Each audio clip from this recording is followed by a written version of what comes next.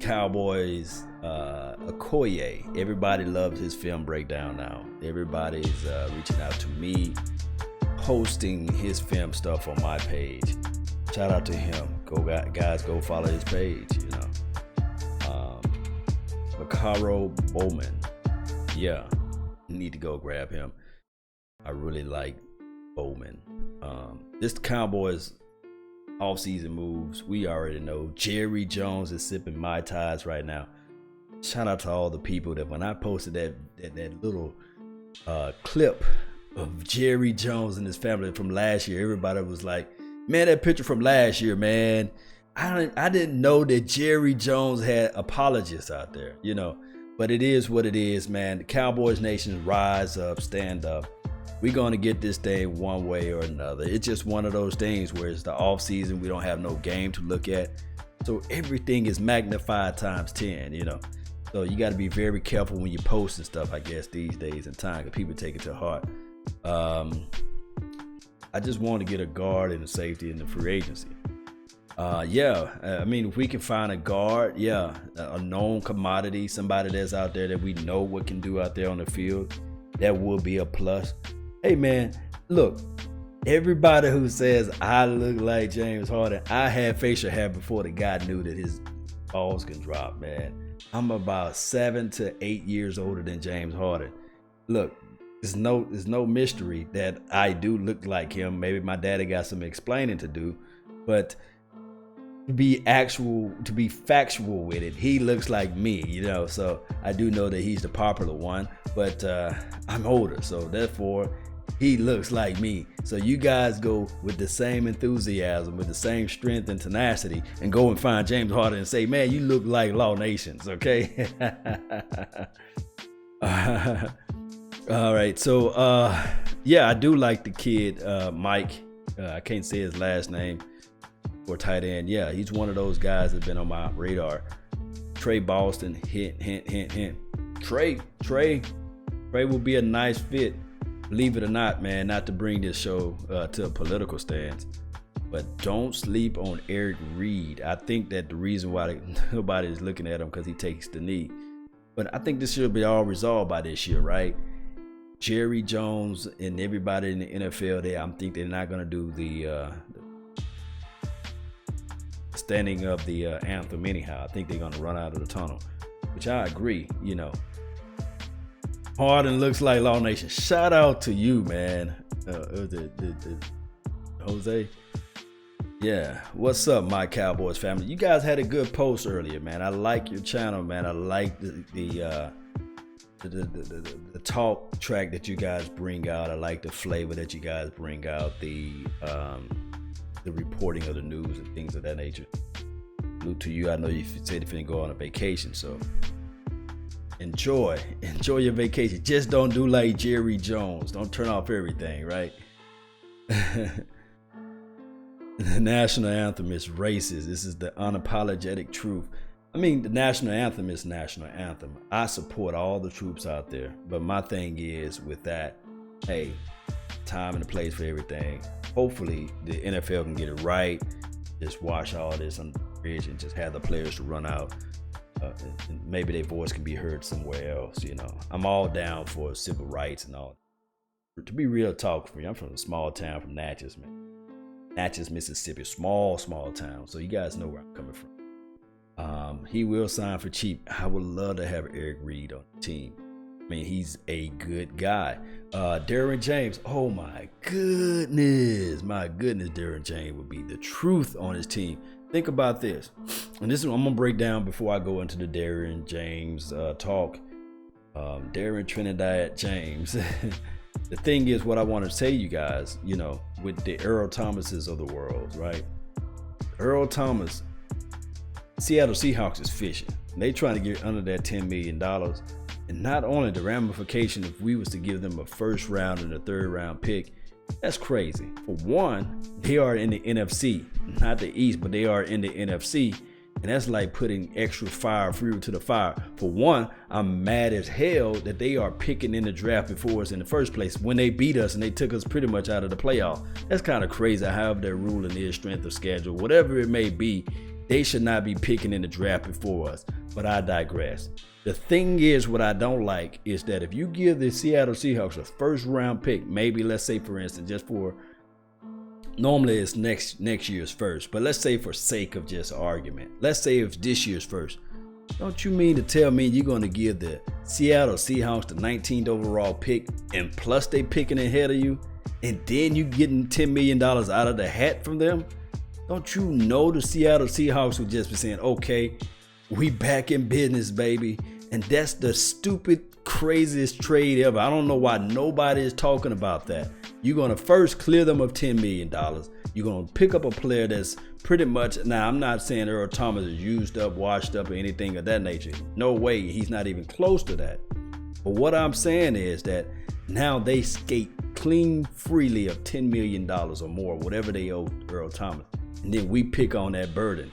And then on top of that, we lose out on the first round pick in a third. Come on now, that don't make sense. I don't know where people get their notions from, they thought from. But if you do that, that's not going to do nothing but strengthen the Seattle Seahawks, who you may quote unquote face in the playoff, or who you may need to beat before you get to the playoff down the line. They can be utilizing that whatever pick. I think they got the 16th pick, and then they'll turn around and have the 19th pick. That will solidify their whole entire defense. It would make like they never lost anybody if we do that kind of trade, you know. So my thing is, we wait till the draft. There's always, when the draft comes, different emotions come into play, different type of feelings come into the picture. And then what will happen in that type of situation is that when they didn't get the player that they really wanted in the third round, they said, you know what, Dallas is offering the third round pick for this Earl Thomas guy, and plus they'll take $10 million out of our hand.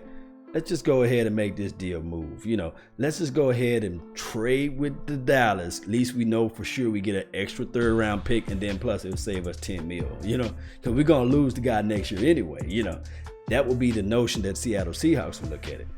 And my point exactly would be the fact that if the Dallas can be crafty enough, and if Jerry Jones was not Jerry Jones, the owner / GM / the guy that makes all the decisions, if Will McClay was the GM, then it would be a different type of pressure.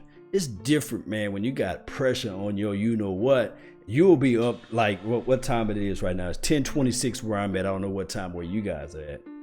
And guess what? You would be burning the midnight oil because you be sitting there saying, I do not want to lose my job. I do not want to lose my pay.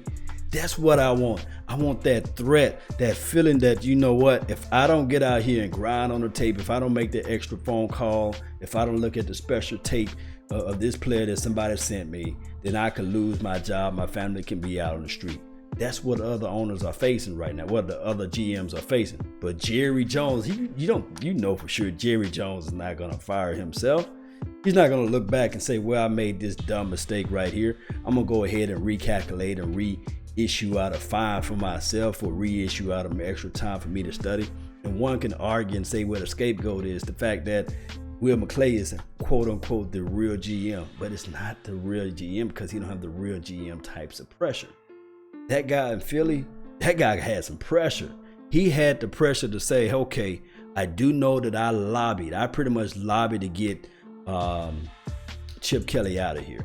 Now that I got this other coach, this is the second year, we really got to turn the tides. I really got to figure this thing out. If not, I will be on the street right with him, because everybody know the year prior that they was talking about getting rid of the GM for the Eagles because of the stupidity and the mistakes that Chip Kelly made. But a lot of people fail to realize that now they're looking at it from this aspect.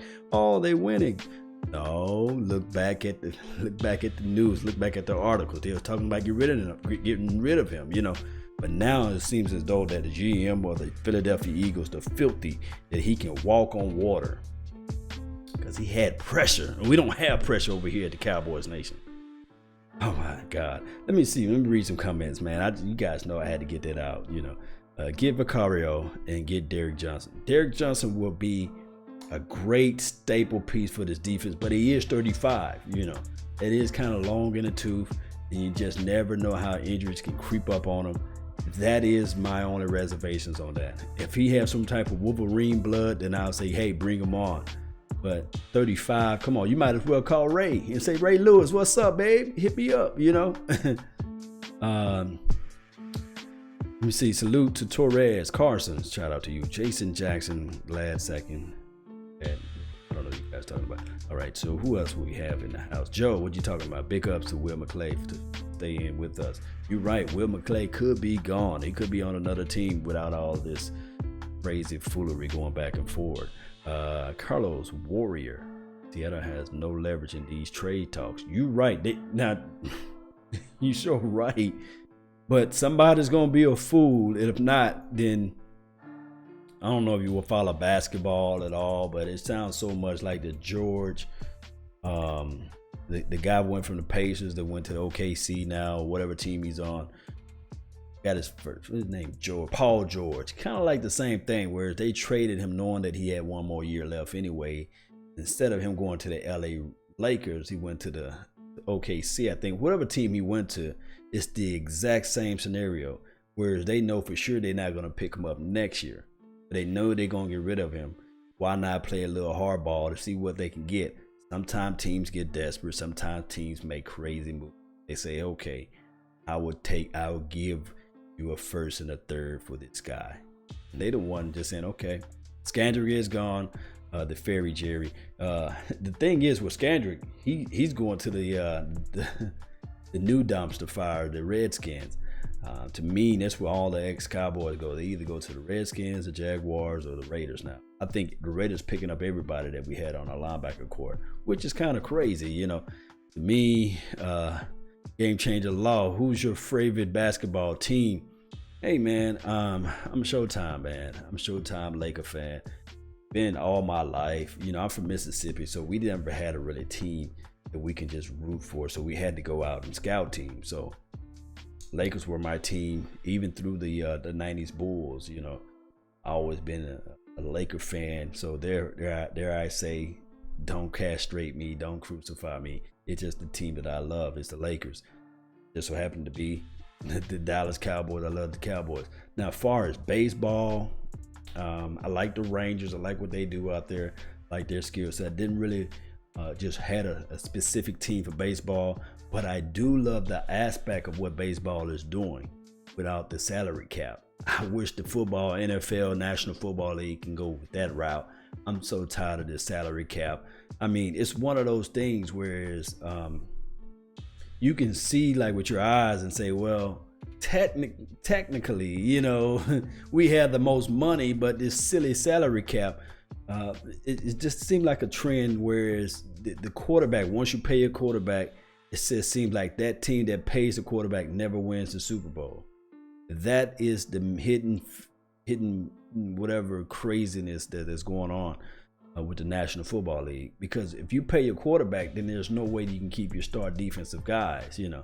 So if you look back at through the last 5-6 years, the only reason why the Patriots have been getting by with all this Super Bowl appearances because Tom Brady somehow, believe it or not, mark my words, around about 5-10 years from now, they're going to say that the New England Patriots were paying this guy under the table, because there's no way in life he's just getting paid the amount of money that he getting paid and not being a high number, you know. But I digress, you know. They always figure out a way to wheel and deal. And that's the name of the game too as well, unfortunately. What's up, Law Nation? Ron Smith in the house. Shout out to you, man. Thank you for tuning in, man. Don't forget, those who are in the Dallas metro area or the Fort Worth area, we will be live on March the 22nd at Mexico Restaurant, Bar and Grill. I just did a video today out there. It's a pretty cool spot, man. Half off on drinks if you drink. It's going to be a nice little eatery too as well. Bring your wife, bring your kids out. Well, no, don't bring your kids out because it's going to be late. It's going to be in the middle of the week, so I don't want to be responsible for the wrong things that happen out there. But if you guys can, come out and support the channel, support the nation, support everything that we do out here. I will post in the link the actual RSVPs that you can do too as well. All right, so no harms in yours, right? Ethan Rhodes, shout out to you. The Fairy Jerry, man, that's the funniest name on YouTube. Fairy Jerry. Who do you want most in the draft? I said Trinidad James. Now, if I can't get that particular player, I will lean towards a Will Hernandez. And here's why. Will Hernandez will be able to elevate this running game. We all know that the running game sets up our defense. We were number 8 overall last year in defense. And I do know one can argue and say, well, this team was still, you was able to pass on him. You're still able to take your will at him and all this stuff. Look, if Ezekiel Elliott is able to play every game, and I mean, if he's able to play pretty much every game without all the off-field distractions, if with all the Roger Goodells looking through the window of the Cowboys every 5 seconds, then we'll be in a better situation, guys. It's just the fact that last year, I think we was like number 3 overall in rushing. That's not bad, man, to know that the fact that Ezekiel Elliott didn't play every game, that we still top 5, top 3 in rushing attack. But if you put Ezekiel Elliott out there, still take control of the clock, then you'll see a better play out of Dak Prescott, see a better play out of this defense. Now, I'm not just trying to give Dak Prescott a pass. What I want Dak Prescott, he is a student of the game. I do know that he's out there studying. But I want Dak Prescott to improve. And I do know that his second year is just like a lot of people are like, man, oh, dude can't pass. Just give it up, you know. But I still have a little small faith in Dak. I hope that he can bring this thing up. Now, Desmond Bryant, to get on that topic, a lot of people are saying that, okay, yeah, he's still elite. He still is quarterback, but he still is wide receiver that can make things happen. One of the most blasphemous things that I can ever think of is somebody making the comparison analysis of Julio Jones to Dez Bryant. Now, the thing is with Dez Bryant, I love Dez Bryant's skill set. And I'm not trying to brag on where I stay. He literally stays right down the street from me. They work out at a facility not too far away. My thing is with Dez Bryant, I love the guy. He's young. Now he's been in the NFL for like going on 9 years. My thing is with Dez Bryant is when I lost faith in Dez was the simple fact when we was leading 6-0 against the Seattle Seahawks. And he was pouting on the sideline. He was mad. He was frustrated for not getting the ball. There's no way in life you can just say, well, he's a mature guy. And there's no way you can tell that. You can't sell that story to me. You cannot put that on Dak Prescott's shoulder. You cannot put that on Jason Garrett's shoulders. You got to look in through the eyes of a man and say to yourself, what matter of man who's going to be crying on the sideline because he's not getting the ball? We are winning. We are leading. If anything, and this is not because I know one of my closest friends, he was at the game. He was literally like sitting right behind the bench when he was doing his pouting, and he can literally hear what Dez Bryant is saying. Now, my thing is, that's when I lost a little bit of hope and faith in Desmond Bryant when he was crying and pouting on the sideline. So my thing is with this, no matter who we have on the team, I know for sure that Dak Prescott is impressionable of Dez Bryant. He looks to Dez Bryant. He looks up to him. And when Dez Bryant started going through that emotional phase, Dak Prescott started forcing the ball to him, and that's not a good sight. That's not a good image. That's not good at all. So what I'm saying is, what we need to do, I'm not saying getting rid of Dez, but right now will be a hell of a good time to have a good understudy, somebody who's a student of the game, who can run good routes, could be on this team. And that will help elevate, because we don't have a true number 2 receiver that can get the ball, get out to the ball and stretch the field. My guy T. Will, he just had a horrible game last year altogether. Only game that I saw worthiness of was the Kansas City game. And outside of that, it was just like Dez Bryant, maybe a tight end that they can run 5 yards and hook and curl, and that's what happened. So neither here nor there. I want to play you guys this clip because I'm always entrenched. By being in Dallas, you get so much network done, you know. Now, I don't know if you guys know David Robinson. He worked out with Antonio Brown. He worked out with Bryce Butler for years. He's very close to the DeSoto area. I mean, the guy, David Robinson, he's a crisp, student of the game, very good route running technician, can teach you leverage, can teach you foot placement, can teach you how to explode off your stance. The thing is, now, you don't have to even Ryan Swisher been working out with David Robinson. I'm going to play you guys a clip from this week from 105.3 The Fan. That's one of the guys I always listen to. I love listening to this show. They kind of have the truth out there on a lot of things. So appreciate those who are in the chat box. But let me go ahead and pull this thing up so that you guys can know what I'm talking about. And here we go. Let's get this thing going. Jane Slater had a story the other day on the NFL Network, and it was about Dez Bryant, how he's about to start working with a route guru, a guy who is known as being one of the best when it comes to coaching wide receivers. He's worked with Antonio Brown. He's worked with Emmanuel Sanders. And that really got our minds racing. The idea of Dez Bryant taking his game to the next level and becoming a route technician, that was really, really exciting. Hey, his training exhibit is like not that far away from where I stay. Guy is pretty sharp, man. He works with a lot of NFL guys. Stuff, but we also had to ask the question, can a guy, in his 9th year suddenly become a route technician? And so there's a lot of questions associated with that. We decided to do a little research and get in touch with the person in Jane's story. His name is David Robinson, and he joins us now. The route guru himself, joining us on the buyersafety.com hotline. David Robinson, route guru. How you doing, David?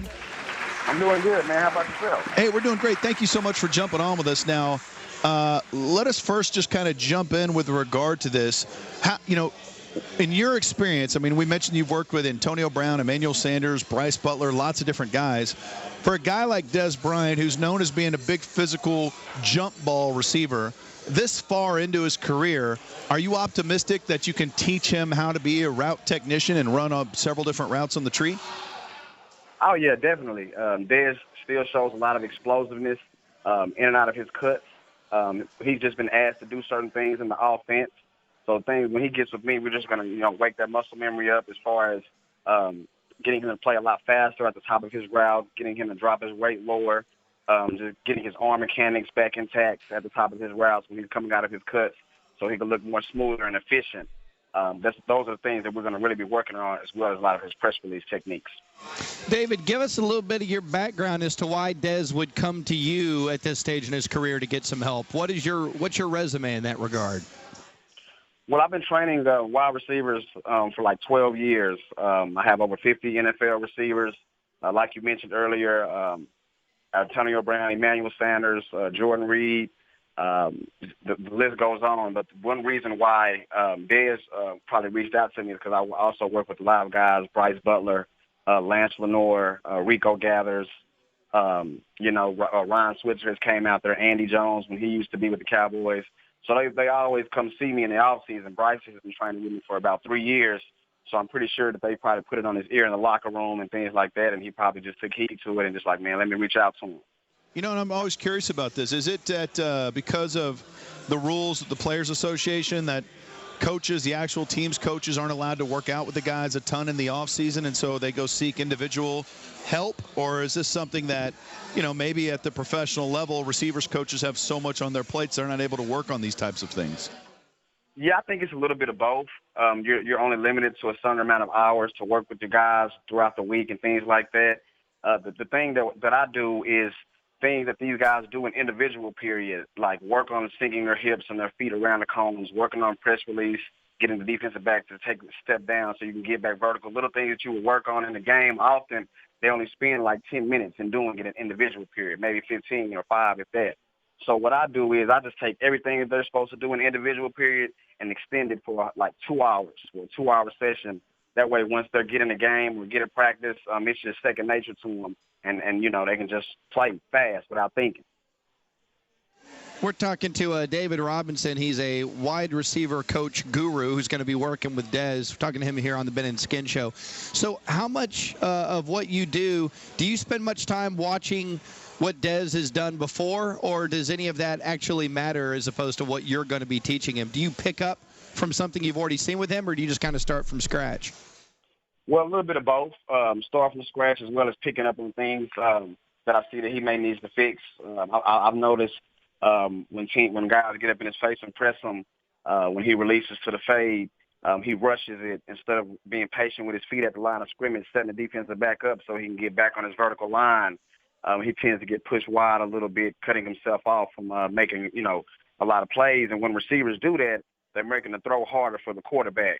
So we're going to clean a little bit of those things up when he comes and see me. But he's definitely going to be ready, though. I guarantee it.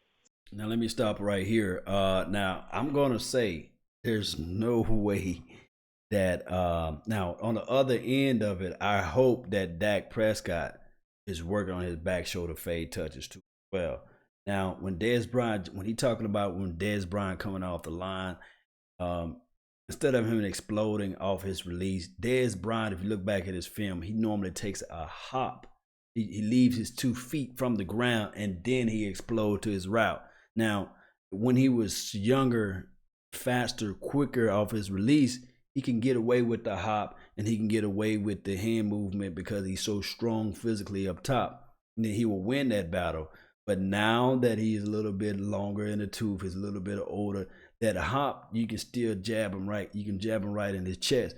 And what they teaching these younger DBs now, regardless of size, when they playing against Dez, is to get right in his frame, knock him off his route just a little bit. If you see, when you go back at the games you watch Desmond Bryant, these guys are not afraid no more. They know for sure they got a safety over the top. They do a lot of bracket coverage on Desmond Bryant, which is one of the hardest things to really disguise. Well, not disguise, but the hardest thing to actually outthrow, especially when you're a second-year quarterback.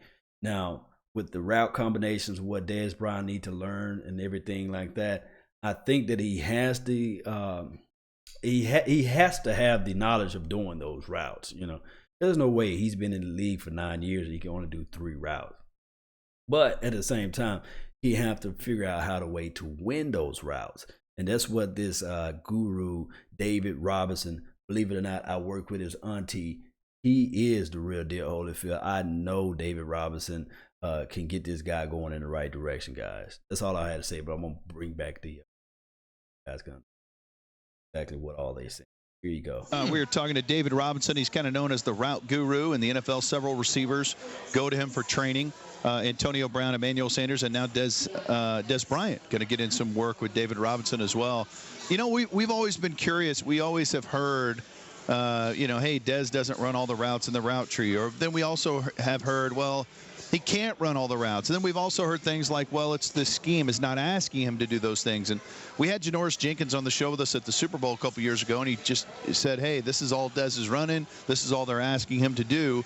And so, I'd love to get your thoughts on that. Since you've worked with so many NFL receivers, do certain schemes just ask guys to do certain things, or could it be possible that receivers aren't asked to do things that their coaches just don't think they can do? Yeah, I believe it's mainly a lot to do with the scheme and what they're asking the guys to do. In Dez's situation, the strength of his game that the Cowboys have noticed with him, I believe, is, slant routes, jump ball, 50-50 balls. But in my opinion, I definitely think that Dez can run the whole complete route tree.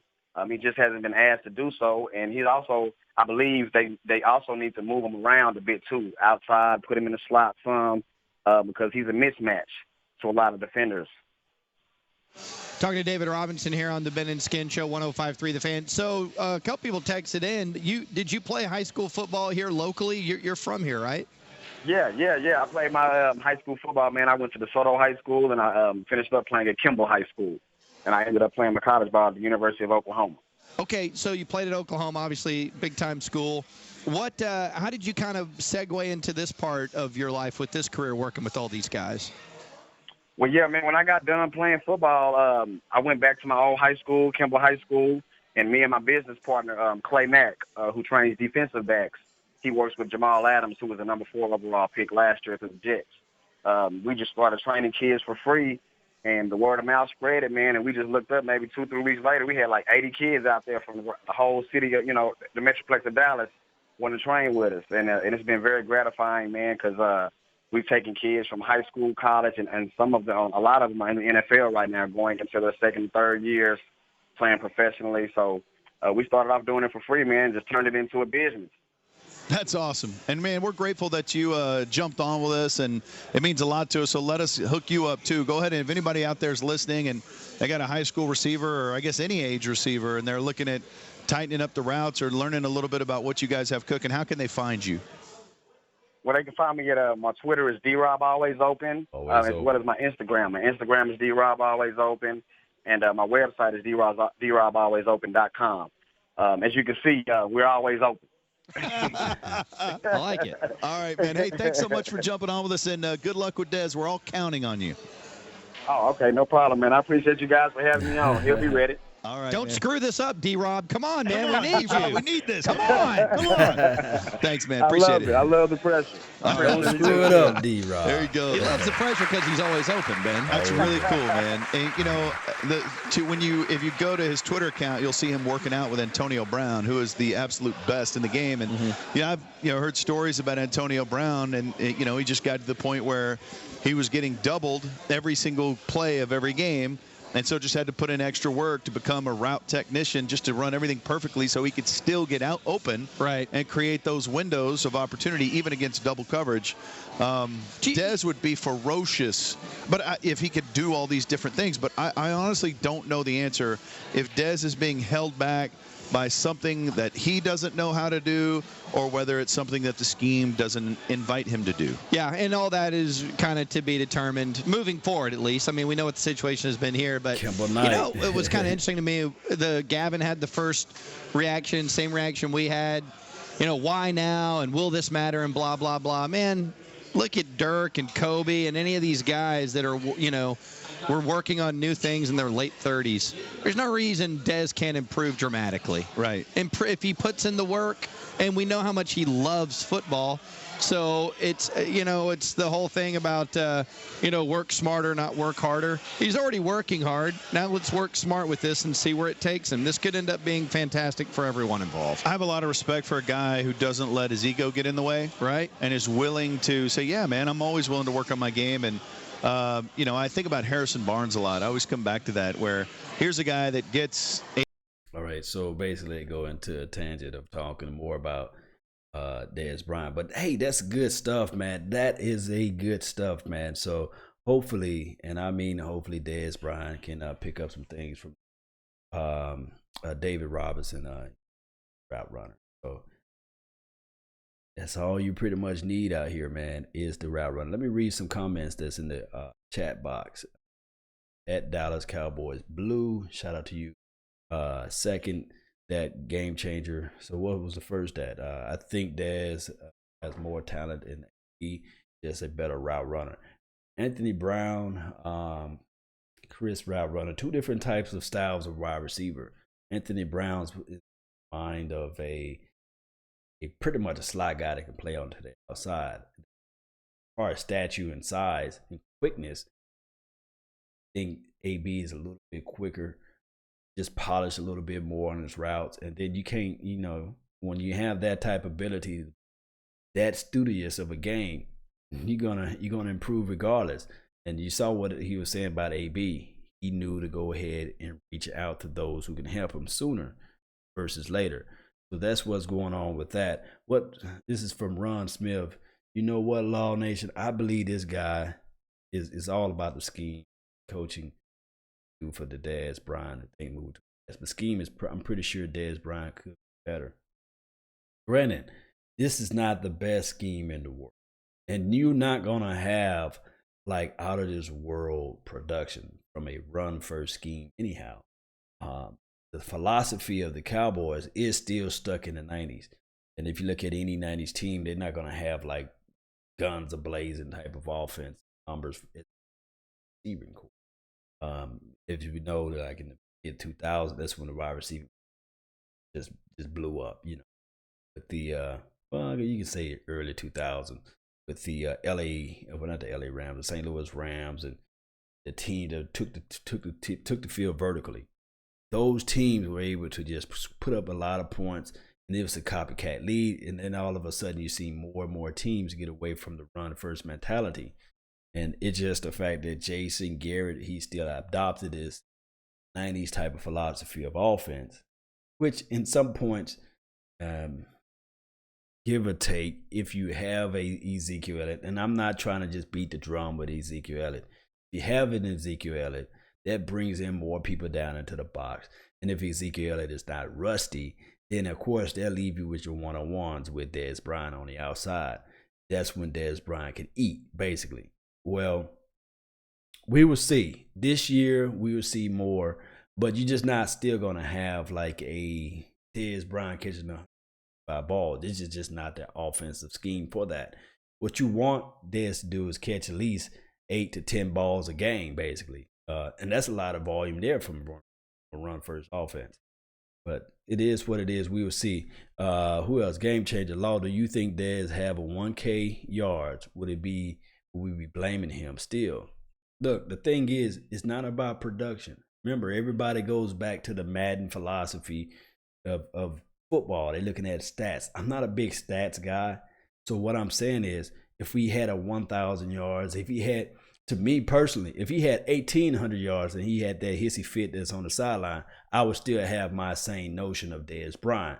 My thing is, when you have a receiver that's diva-esque, they want the ball, they need the ball, they got to have the ball, they want to make love to the ball, and all this good stuff, which I understand. But the thing is, name me the last wide receiver that was a diva who begged and cried and moaned for the ball to win a Super Bowl. I'm waiting. Let me know, and I would definitely say, okay, you're right. I'm not the type of person who always try to be right, but what I'm saying is, you do not win in this National Football League with a diva receiver. You win in the football league with a team that plays team-oriented football. You take over the opponent with the opposition. This is chess, not checker, you got to figure out a way to dominate on your side of the ball. Now, if your wide receiver is not understanding the schemes and the schematics of it, that they're not going to have the ball every play, and they crying on the sideline, you would not win in this league. That's just the bottom line. So even if Dez Bryant had the 1,000-yard production, that doesn't do nothing. At the end of the day, for all those stat munchers out there who goes back and say, well, with Tony Romo had the ball, Dez had these numbers. Think about this. A lot of those times I can go back and pull games. We was down by a lot of points. So you had no choice but to chunk the ball. So it's going to bloviate. It's going to make the numbers look good at the end of the day. But in the lose column, we was 8-8, 7-9. We had a horrible year. So of course those numbers look inflated and your offense looked like it's good. And then at the end of the year, you're saying, well, hey, he still had 1,700 yards, but that's not going to win you anything. Tony Romo was the king of comebacks, but how many Super Bowl rings does that show? You know, I love Tony Romo, but at the same time, would you rather have mediocre numbers from your quarterback in a Super Bowl, like a la Eli Manning, or would you rather have Tony Romo's numbers so you can go around beating on your chest saying he had Joe Montana numbers? No, I would rather have mediocre or small numbers like Eli Manning, who was that their team was a run-first mentality and the defense is going to win this game. Eli just don't mess this up. And then Eli can give you those 1 or 2 passes that was down the line. That's where we messing up, Cowboy Nation. We so quick to go back at the numbers and look back at the thing and say, hey, Tony Romo to Dez Bryant had these type of numbers. And then when you look back at the win column and the loss column, you're going to see more L's on that chart than W's. So people fail to realize, although you can Dak Prescott for all what he did last year, and I understand that, but one thing I can beat on my chest on, and hopefully he can too, is say, hey, I never had a losing season while I was wearing the Cowboys jersey. Nobody can argue that, you know. So neither here nor there. And it's not a Dak Prescott session, and I'm not trying to put Dak Prescott higher than what he is, because he really needs to work on thousands of things too as well. But give me the quarterback that's going to make a sound decision, smart moves when it counts, and not trying to take over the game and lose it for us, you know. So that's my thing is with this. All right, so Sushi 817, hey, what's good, Law? Hey, man, it's all good in the hood. You know how it is down here. All right, so it is visible. This is from Joe Pittman. It is visible to the eyes. Through the numbers, Law. Through the numbers. Yeah, it is visible to the eyes, man. It's just one thing that I can say. Numbers lie, sometimes you can always fix it around because people always say men lie, women lie, numbers don't lie. But at the same time, hey, it is what it is. I can go back and forth with the numbers. But what do you think? What's your take on Xavier Woods' law? This is from Joey. Look, my thing is Xavier Wood is a poor man's honey badger, you know. And I know somebody gonna say, "Hey, man, you crazy, man. You're a homer on this." You know, give Xavier Wood time. It was last year was his first year, so hopefully in this offense he's gonna be even more explosive. If you look back at his college tape, he was like one of the smartest guys on Louisiana Tech field, and he was one of those guys that played with a lot of instincts. But in order for to get to that level, guess what? He had to know the plays. He had to understand the philosophy of the defense. This will be his second year, so Xavier Woods should step it up. I'm going to say with a should because I just never know what these offseason, what their body's going to come back looking like, you know. Hopefully this offseason, I hope he would gain at least 5 to 10 pounds. I think that he needs that. And then hopefully, and I mean hopefully, that Jordan Lewis can get his hamstrings together and he can play a little stronger up top. I think that his lower body strength was pretty good. His balance was pretty good out there.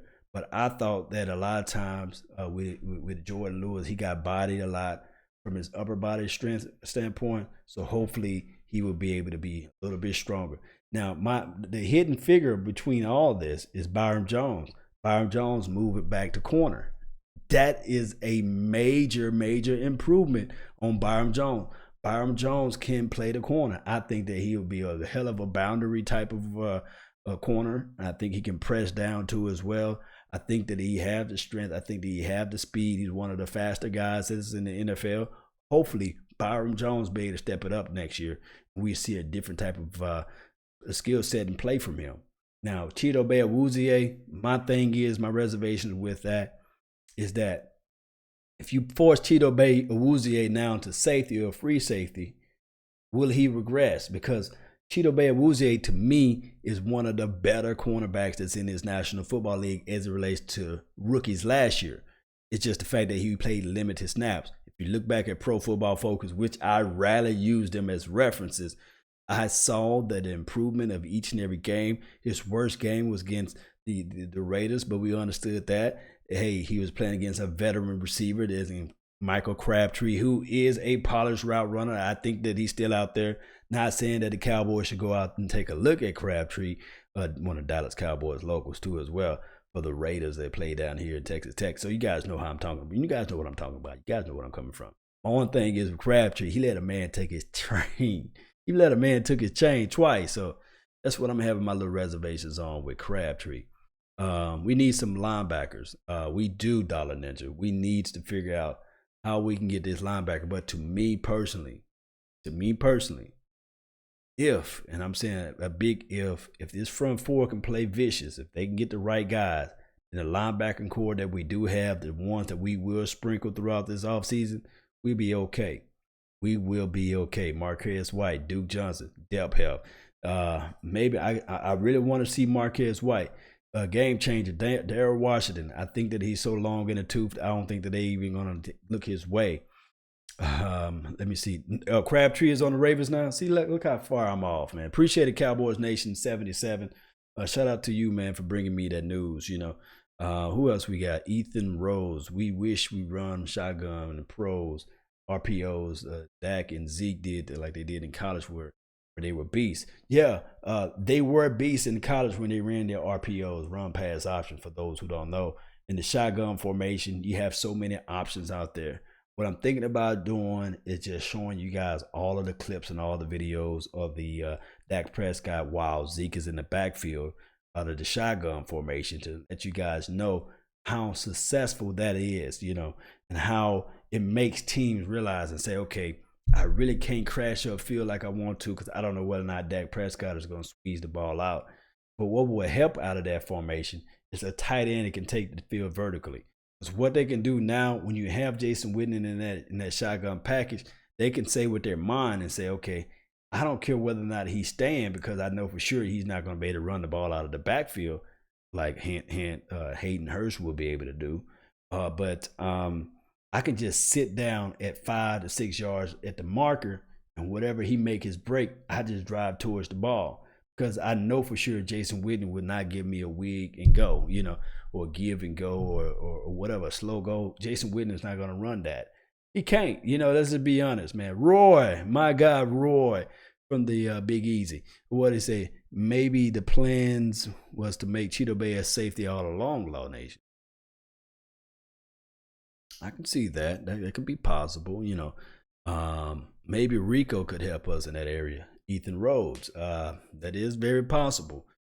But my thing is with Rico, all that talking he doing during the offseason, he got to make it pay now. He better get out there with. I'm talking about with a capital B. He better get out there and make it happen. Sleeping on Rico. I fell asleep on Rico. I'm in a coma on Rico. That's how far bad I slept on Rico. Who's it called? Co-free. I'm not drafting a tight end until Witten retire. Hey, you might be right. You might be on tight end. Some type of, I don't know. Cortland Sutton. SMU kid, right? My thing is backwood boxing. I mean, he will be a nice piece, but he's so much reminding me of Noah Brown that we already have that type of size. Hold on for me now before you guys crucify me on that. Excuse me. My thing is we have that type of development guy. Not saying that Cortland Sutton is going to be on this team looking like a Noah Brown, but what I'm saying is that if we go with that mindset, with that skill set of getting a bigger receiver, hopefully he'll be one of the guys that slide down to the 3rd round draft pick. I do not want to see us go and grab a guy who is pretty much going to be on the sideline, on the bench for all those years, like 2 years before he got there on the field. I'm just being real with you guys, man. Will Hernandez, I already said, put him out there. It'll be a good piece.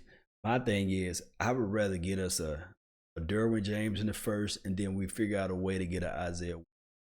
And I do know that one can argue and say, well, Isaiah Wynn not going to be there long, part of the draft. We got all those compensatory picks. My biggest fear is that we try to coddle all those picks. We sit on our hands and say, well, gosh darn it, we're going to use every last one of these picks. Say, Dallas Cowboys scouting department, please don't do this. Don't make this mistake like you did in 2012. Utilize these picks to get, figure out a way to trade up, figure out a way to wheel and deal. I do know that Will McClay wasn't here in 2011. You guys let me know. When did Will McClay came aboard? Let me know. Let me know, because I think he wasn't on that. I don't know when Will McClay started. I'm thinking 2013 and beyond, I'm not thinking 2012. I think that we'll take those. I don't think he would. Who's King Hemp Empire? Who is quarterback? Who's QB? I don't know. I'm tired of relying on the draft. Game changer, you're right. What I'm saying is you should rely on your draft. You need to draft good every year, because drafting is everything to do with your backup and your depth chart. But what I'm saying is now what we should do, and if you look back, let me see if I can pull up this comment, man. Somebody conjure up on my page, and they were talking about the fact that Law, you was right. They did some research, man. What I was telling them, what I was telling you guys about. Matter of fact, I ain't gonna do it. It'll take too long for me. But what I was saying is that when I was talking about, I probably can do this off the top of my head if I really think about it. If we go back, you guys got the Google fingers out there. You go back for the last 5 Super Bowls that was won, or even the team that was at the Super Bowl. You go back and look at their free agency acquisitions, and you look at their trades. You will see a pattern. You will see that these teams made moves during the offseason. They made moves like during now. and they put people in places to make their team win. Now, regardless of the situation where we under the cap or over the cap or whatever it may be, you can still negotiate. You can still finagle the thing so you can get good players on your team. All right, so Roy, he said DJ Chalk, remember that name, DJ Chalk, man. I know that name. It's hard keeping 10 picks on the roster. You right, Blue Stars, man. It's going to be the hardest thing to try to do. Ron Smith, take care, Law Nation. I got some sleep, so I got to get the big day tomorrow, even though it's Sunday. Yeah, salute, man. Good stuff, man. Yeah, appreciate you, man, for joining in. RG3 was the backup. Plus or minus game changer. Being inactive in the free agency put a lot of pressure on our draft. And Ryan, good question, Ryan Jackson. The reason why he not been active is because we're somewhere sipping on some Mai Tais. We relaxing somewhere on the beach somewhere. Chris Richard be the new Cowboys coach next year. Hey, coach. He called it. You heard it first from, who is this? Ernest. Chris Richard will be the new head coach of the Dallas Cowboys. The Dallas Cowboys going on the Sirius satellite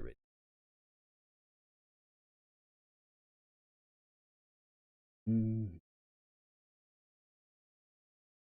Man, I love you guys, man. I thank you guys for tuning. Pretty much.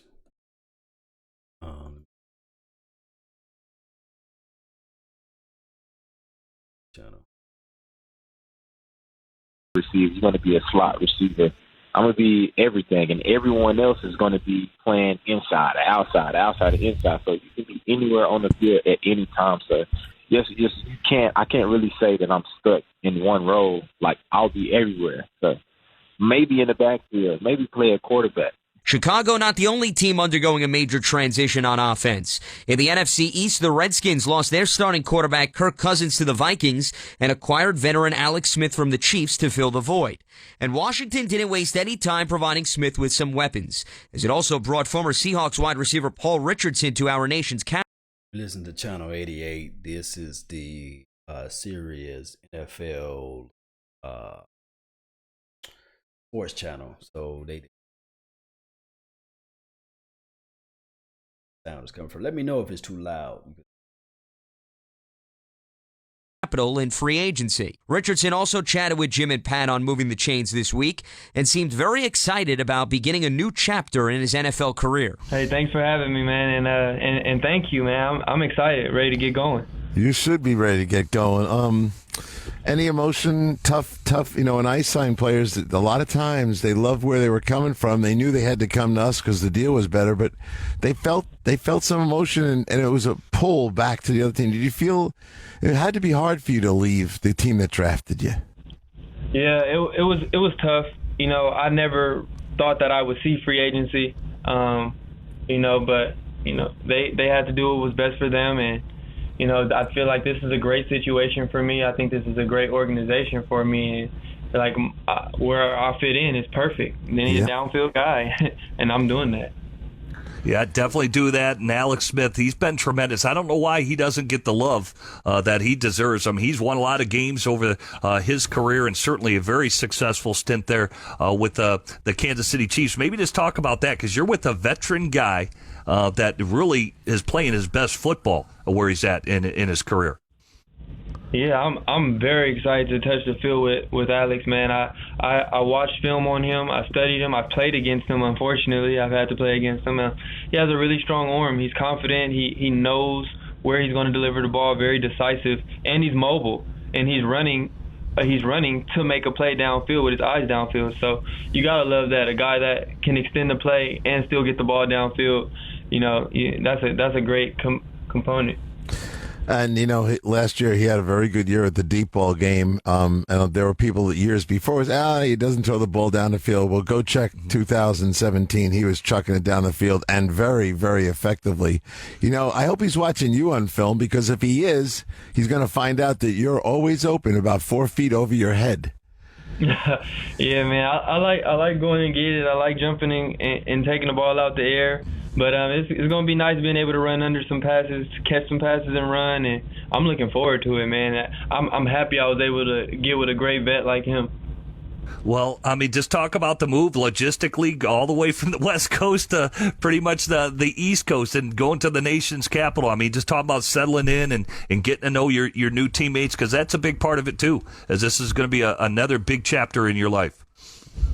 Yeah, I think the move is going to be I think everyone probably goes through a little transition period, but it's very welcoming out here. I like the environment. I've been around the city a little bit. And so I'm very comfortable. I feel like once I get my housing situated and get to know some of my teammates and start to build those relationships, I think that it'll be a great experience for me. Only as much as you want to share here, but a little bit of your family, and all of a sudden you're a $40 million guy, and you knew it was coming some way or the other because you're good. But when it happens, it just has to strike your mom, your wife, your girlfriend, whoever it is. Everyone starts to feel so great for you because this just happened. How did your family react when this came down? Well, I come from a really very, very religious background, so they're just grateful. They feel like this was God's plan for me, and that I was deserving of it, and they just want me to honor it. They know that I have a lot to play up to, and they believe that I can. But I mean, just the way that our lives changed, they're really grateful. They're really happy for me, and that's why I brought my mother and father out here. I know guys probably don't usually do that, but I brought them because this really is when our life is changing, and I needed them to be here. It was important to me. Coming up on Chalk Talk, we'll continue our tour of free agency. And when we return, we'll head to the AFC North and find out what the Bengals are doing, as well as the AFC East, and chat with a key free agent the Bills managed to retain. We're just getting things started on a free agency edition of Chalk Talk, so don't go anywhere. We'll be back right after this. All NFL. Yeah. So thank you, everybody, for tuning in. What I want to do is, I got a lot of things I got to clear up over here on my end.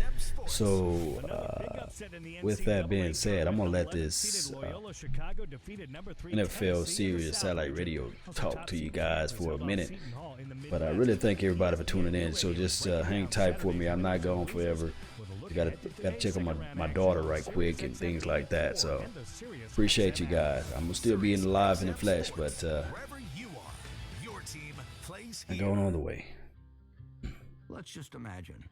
All right. I'm going to let each one of you pick out the car of your choice. And you say, well, what's the catch? Well, the catch is that it's the only car you're going to get in your entire lifetime. Now, what are you going to do knowing that's the only car you're ever going to have, and you love that car? You're going to take care of it like you cannot believe. Now, what I'd like to suggest, you're not going to get only one car in your lifetime, but you are going to get only one body and only one mind. And that body and mind feels terrific right now, but it has to last you a lifetime.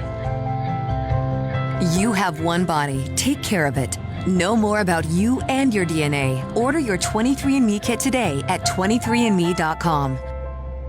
Message and data rates may apply. Please don't text while driving. Do you know the top 3 promotional items for driving new customers? We do.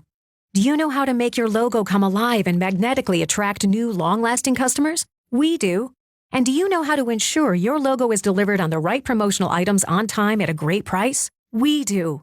100% satisfaction guaranteed. Who are we? We're 4imprint, the nation's leading team to make your logo shine on your choice of thousands of promotional items. And right now, we want to share with you, for free, the top 3 promotional items for driving new customers. Discover them now by texting ACT77 to 88988. Let us show you what a difference the right promotional items can make to help grow your brand. With 4imprint, you'll get high-quality products, exclusive items, popular brands, on-time delivery, and outstanding customer service. That's what we do. Discover the top 3 promotional items for driving new customers by texting ACT77 to 88988. That's ACT77 to 88988. Policies issued by American General Life Insurance Company, Houston, Texas. Not available in all states. For details, visit AIGdirect.com. Do you have a family? Would you like to help make sure they'll be taken care of if anything were to happen to you? If you answered yes, you probably need life insurance. Now, do you think life insurance is expensive? If you answered yes to that too, you definitely need to give AIG Direct a call. We could find you a $250,000 policy for just $14 a month, which means you could save hundreds of dollars a year. Call us now for a free, no-obligation quote. 1-800-700-9920. Since 1995, we've helped millions of people find out if they could save up to 70% on their term life insurance. See how affordably we can help you protect your family. Call AIG Direct now for your free quote. 1-800-700-9920. You could save up to 70%. That's 1-800-700-9920. 1-800-700-9920. To be successful out here, I need to be precise. I need to be absolutely sure. I need to know my golf ball will reward my best shots. Will go exactly the right distance. Have just the right flight. The perfect amount of spin. Not some of the time, but every single time. Pro V1 and Pro V1X. Choose the best for your game.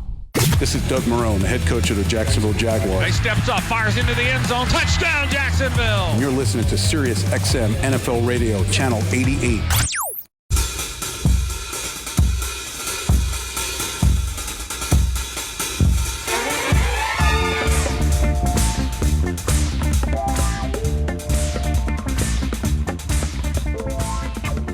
And now, Chalk Talk. Here's your host, Lance Meadow.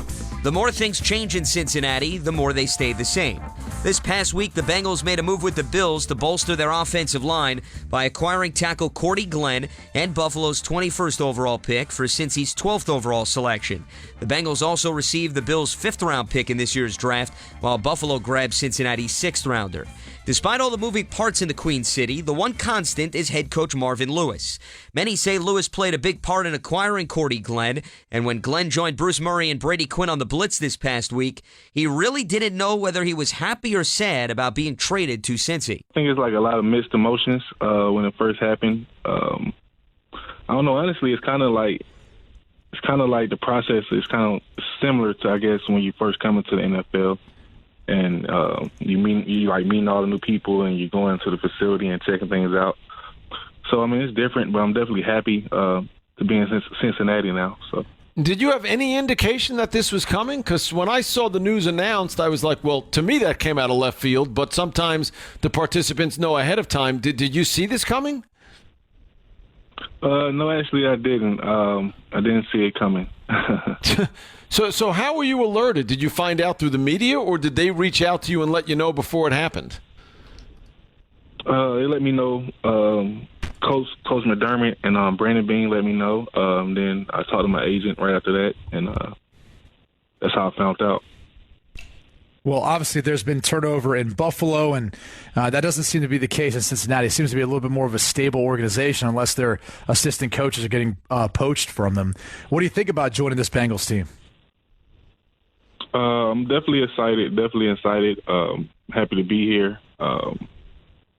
It's going to be a great opportunity for me. I have a lot of familiarity with some players on their team already, and I think that'll be good just moving forward and getting settled in quick as possible and getting ready to work. You know, you were part of a team that had made a commitment to you with a big contract, obviously, and, you know, that's another reason why this comes as a surprise to some of us.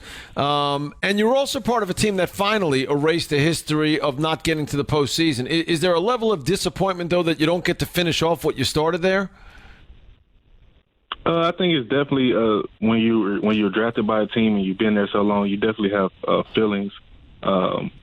But I'm happy with my new situation with Cincinnati, and I'm happy to be able to be a part of the Buffalo Bills.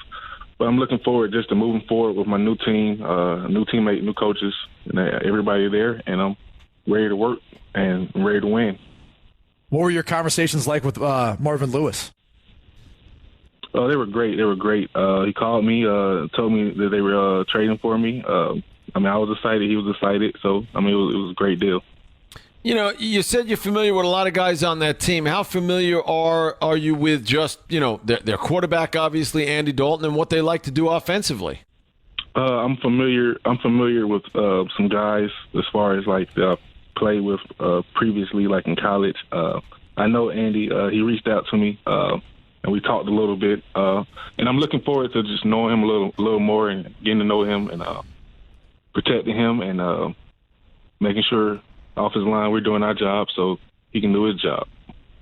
When you look at this offensive line, I mean, you're going to be one of the elder guys on this group. Do you kind of look at yourself walking in as that kind of the old savvy vet? I mean, how do you kind of see yourself joining this group?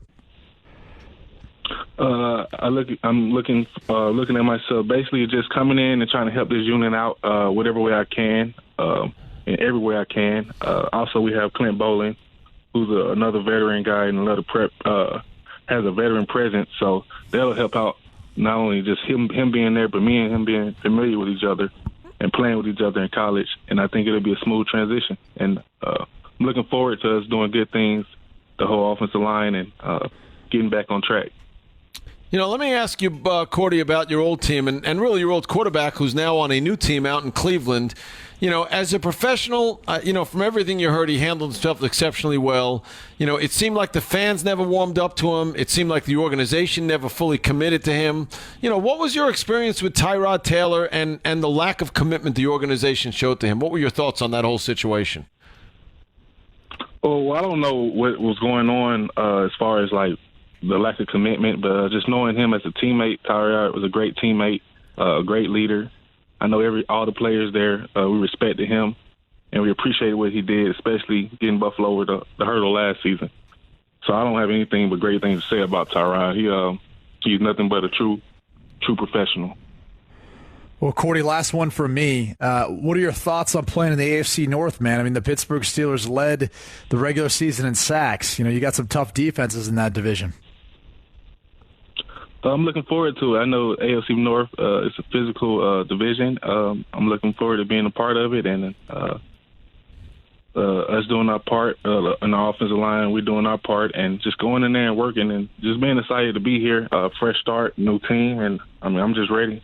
I'm excited. One person who isn't leaving Buffalo right now is longtime veteran Kyle Williams. Following rumors of a possible departure from Western New York, the five-time Pro Bowl defensive tackle re-upped with the Bills by signing a one-year, $6 million deal. Williams joined late hits with Alex Marvez and Bill Polian and was asked why he decided to stay in Orchard Park. Well, I think there's a long list of things that, you know, you could go 100 different directions, and I think, you know, when it comes down to it, you know, I really haven't exhausted myself in the pursuit of my dream, and that's, playing in the NFL, playing for a championship, being a champion. You know, obviously, I've loved being a Buffalo Bill. I love wearing those colors every Sunday. I've done it for so long. Place means so much to me that I don't want to do it anywhere else. Kyle, I did a little bragging on you earlier, and I'm going to repeat it for you to hear. There's only one place you're going when your career is over, and that's up on that wall, because you belong up there with the Darryl Tallies and people of that nature. You are a Buffalo Bill through and through, and every single person in Buffalo knows how much you mean to that franchise. So free agency is a good thing when you come back. That's the best thing about it. And then you're getting Star Lotulelei, who is a young guy who had. Yeah, who excelled, obviously, for the Carolina Panthers, and we just lost Bill there for a second. Hopefully we'll get him right back. But your thoughts on that situation there as well? Obviously, nothing's official, obviously, until tomorrow, but I'm all for adding guys like Star. Guys that are great players, they're tough guys, they're character guys, that we can go in and get to work together and really dive into this 2018 season coming up and try to be the best team that we can be. Obviously, we have a lot of work to do and a long way to go, but the more guys that you have like that around you and on your team, the better shot that you have. Bill, go ahead. I think we have you back now. No, it's okay. Sean made a lot of changes. What are the ones that are most meaningful to you, Kyle? Well, I think more than anything, without really going through all the changes, is more his vision for our football team and how he wants to build it, the type of guys he wants to build it with, the way that he wants to operate on a day-to-day basis, the standard that we're going to carry every single day. I think it's more his vision than any pointed decisions that he's made through his year plus there. It's really having a shared vision with somebody, feeling like you're a kindred spirit in that sense, where you can see it the same way that, if you were going to build a team, that's the way that you would want to do it.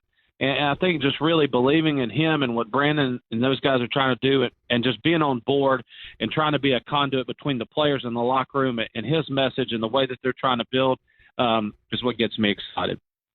Cal, how do you think the success that this team enjoyed last season, reaching the playoffs, no more talk about that, and also just the foundation that Sean began to lay, how do you think that changes the way that the approach is going to be, just the outlook that people have when it comes to the offseason in Buffalo? Well, I think it's going to add some excitement, some things that we have moving forward. Obviously, there's a lot of moves to be made between now and when we kick the ball off in September. We're going to add some guys, I'm sure, through free agency and through the draft, and we're going to have an off-season program together to bond as a team, to learn, how we operate, what our standard is every day.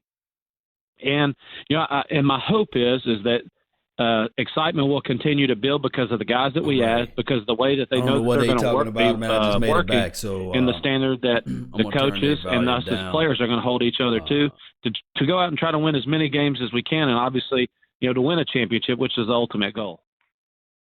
Kyle, for those that don't know, our listeners, the Buffalo Bills are page one. Talking about. Has Navarro Bowman signed with anyone yet? I don't know for sure, but Matt, I believe he's testing the waters.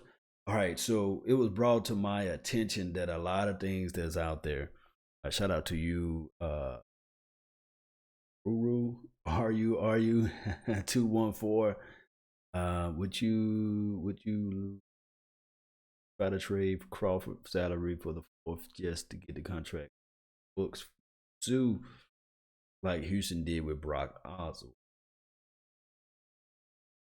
Cowboys don't have that type of way of willing and dealing. I don't think that Jerry Jones has the ability to do the multiple trades to get up under a contract. You still have the old school mentality. So either they cut a guy and get rid of him, or they just don't really make trades. And it's just one of those things, whereas you just don't know, how the Cowboys operate from a GM aspect of things. That's just the bottom line. I hate to say it, but that's just what it is. But I was saying that it brought to my attention that a lot of people out here, as far as my Facebook page, on my Facebook page, I have tons of information that is fluttered throughout, anything with Cowboys news. Pretty much is going to be on my Facebook page. Do know that a lot of people understand Mark Holmes and reporting news. Do know a lot of people in inner circles are saying, hey, it's clickbait. Separate yourself from him. My thing is, I still support Mark Holmes, Joe Boo. It's just one of those things where you get a ton of information and you can process. And what happened here sometimes backfires on you. That's why I'm never, I would rather, to be honest to you guys, just 1,000% honest. It's 11:32 where I'm at PM. Give you guys my name. My name is Lawrence, to let you guys know about Lawrence. I would rather for either, 57 people in this chat box, 57 people in this room, 58, shout out to one who just joined. I would rather for you to come out with the news first, right? For you to just put it out there and say, okay, breaking news, Odell Beckham suspended for a year, whatever it may be, whatever news that you have, I would rather for you to be the first person to come out with it. I never in life was never wanted to be the first person with the news. You know what I mean? Because it can go real crazy real quick, And it's one of those things where I don't want to be first, I know Ray J said, I hit it first. Look, Ray J, you can continuously to hit it first. But me, I don't know if you guys know that song. It was a corny song by Ray J. But I don't want to break the news. I want to break down the news. You know? So that's my thought on that. Now, I'm going to get that out of the case. I do know that, some people would think that I'm posting the information from my Facebook page as if though it's Joe Boo or Mark Holmes. And salute to him. I support his page. I support his channel. I want everybody in his inbox to support his channel and do his things too, because this is not hard to do. To talk to a bunch of people that you don't know, a bunch of people that calls you out of your name and make death threats to you in your inbox and your computer thugs and all this stuff. But neither here nor there. Know this. Law Nation do not like to break the news. I'd rather for the news to go through the cycle about 50 times before I hit it. And then when somebody say, hey man, what are your thoughts on see, I didn't know Wilbur was gone, so I would never do the video saying, hey, there's another team that's thinking about looking at Kyle Wilbur right now. And Kyle Wilbur was a good piece for the Cowboys. He was a great offensive, but a special teams guy. He created some fumbles in the last 2 years to help us win, especially against the game against the Vikings.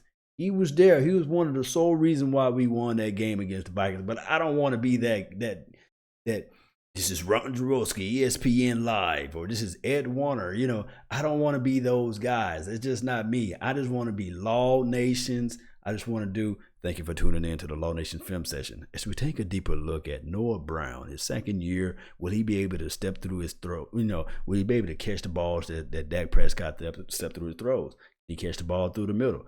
That's me. That's me. I'm going to put that in the hat. Now, the other thing, I'm getting tons and tons of people who, I guess, quote unquote, send me videos of somebody else film breakdown. Cool. Brett Collerman, look, he's one of the best, and I'm talking about the absolute best film breakdowns in YouTube world. Sam Goldman, he's one of the better guys too as well. Vaj Lombardi, he's my guy. He's one of the better guys to break down film. All these guys may have more time. I don't have time.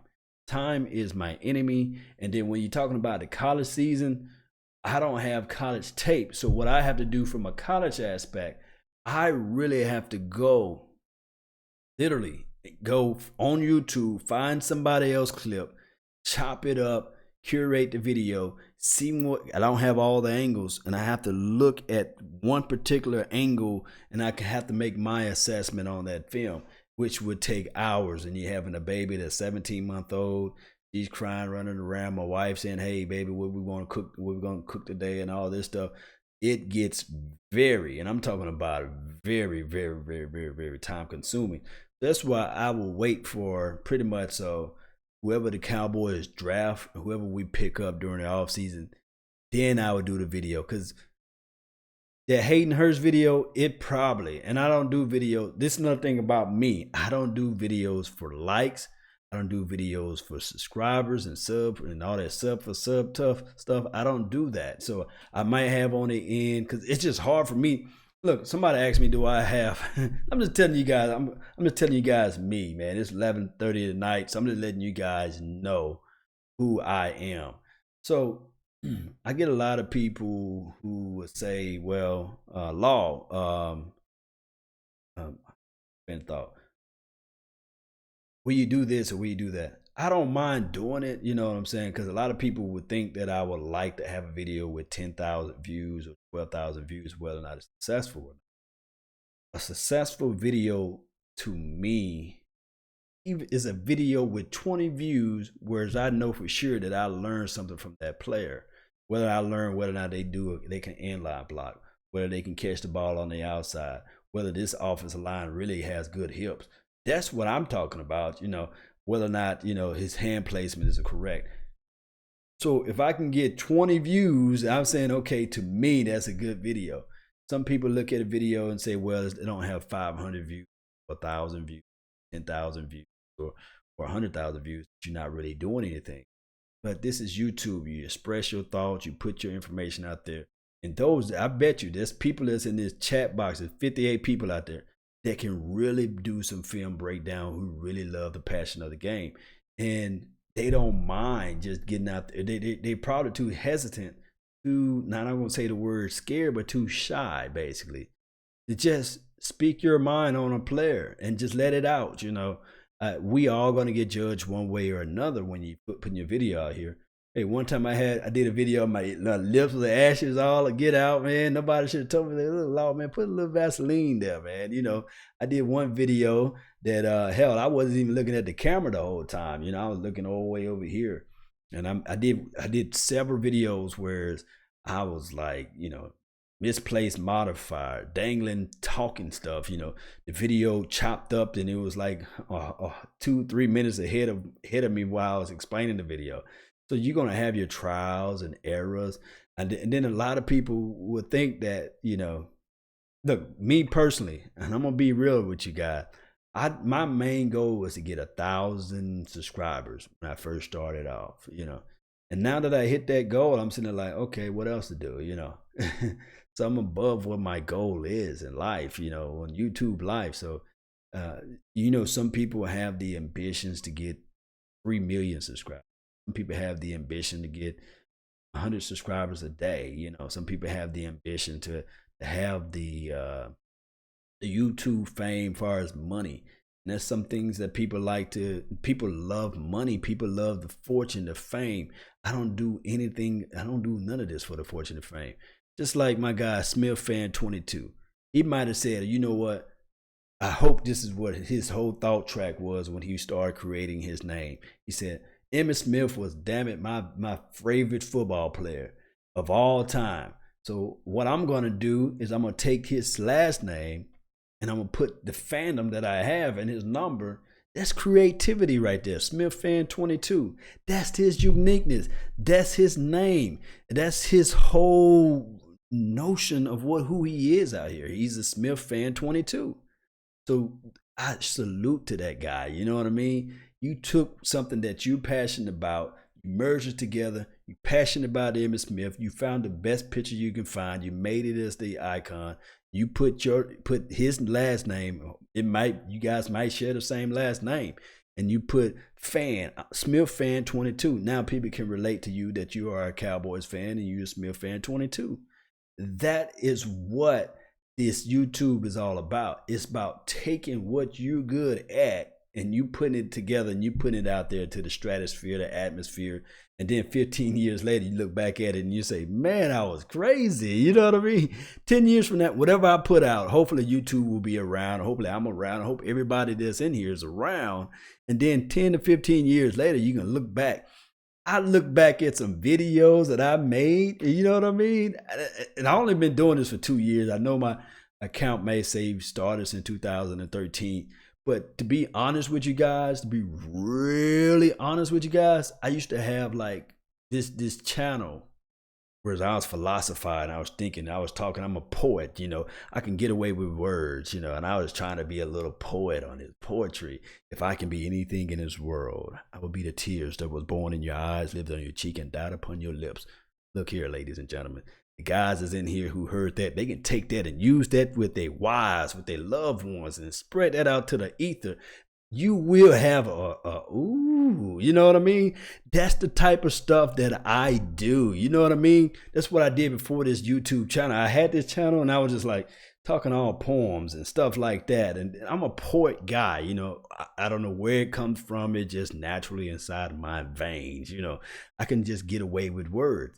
But to make a long story short, just to be honest with you guys, I actually really just started to just do this YouTube thing because I work for an agency, and pretty much so you can't go on, how agency websites are. You can't go to the website. You can't go to the NFL.com. So I was thinking back to myself and saying, okay, maybe I can just record the Dallas Cowboys game because I'm a diehard Cowboys guy on YouTube and watch it while I'm at the job, And to make a long story short, I was recording the videos and I was putting it on YouTube. And then some people was like, hey, man, because I guess when I recorded it, I didn't turn off my mic. They're like, hey man, who that dude doing all that talking in the background? Can you hush? You know what I mean? And then some people was like, hey man, you got some good insight. And then for one thing happened to another, and I said, well, you know what? Let me get a better sound quality. And I went and got this little mic. Then I said, well, let me get how in the hell do people record from the screen? Because I was recording whatever on my TV from my phone, and I said, how can I get a better quality? You know. And it's just one of those things where you start doing one thing and then another, then all of a sudden, I said, well, maybe since I had like 20 subscribers, I'll be surprised. I'll be livid if any one of you guys were here when I first started. It was like 20 or 30 subscribers that was in the house, you know, not in my house, but in the Turn Up the Place. Well, that was pretty much watching my YouTube channel. And they was like, hey man, can you do this breakdown of this play? Yeah, of course, you know. Then there's, hey, what are your insights on this, you know? And then that's how Law Nation started, believe it or not, you know. It was, before then, it was like Law Talk Radio. You know, I thought I could be like a radio guy, you know. And then from there, it went from Law Talk Radio, it went from Law Network. It was like for Law Network for like 2 or 3 days. And then I was thinking, and I did a poll with my wife, and I was like, well, what else can it be? Because there's already networks. Boom. Nation, you know. Everybody had a nation, you know. Cowboys Nation, FUBU Nation, you know, Tupac Nation, Stomach Chain Nation. There's somebody out there with a nation. So let me just put, before all that, you know, I had my whole government name. And I can tell you guys, because I got like one of those names that everybody have. That's why everybody was calling me LT, because it was like Lawrence Thomas. That's my name. So hey, I got one of those names. You can try to Google me, but you're going to pull up 1,000 Lawrence Thomases. Trust me, I already tried it. So my name is Lawrence Thomas. And then everybody said LT. And I say, you know what? You know, let me just make it Law Nations, you know, so that people can find me better. Because Lawrence Thomas, can you imagine, you know, if I just go on the channel, hey, this is Lawrence Thomas, thank you for tuning in, you know, which is still cool. It's my name, you know, it's my name. But so I came back with the story. I came with Law Nation, and the draft came around, and I started looking at players. You know, I think I did a Dak Prescott, I did an Anthony Brown video, I did a few of the rookies that was in 2016.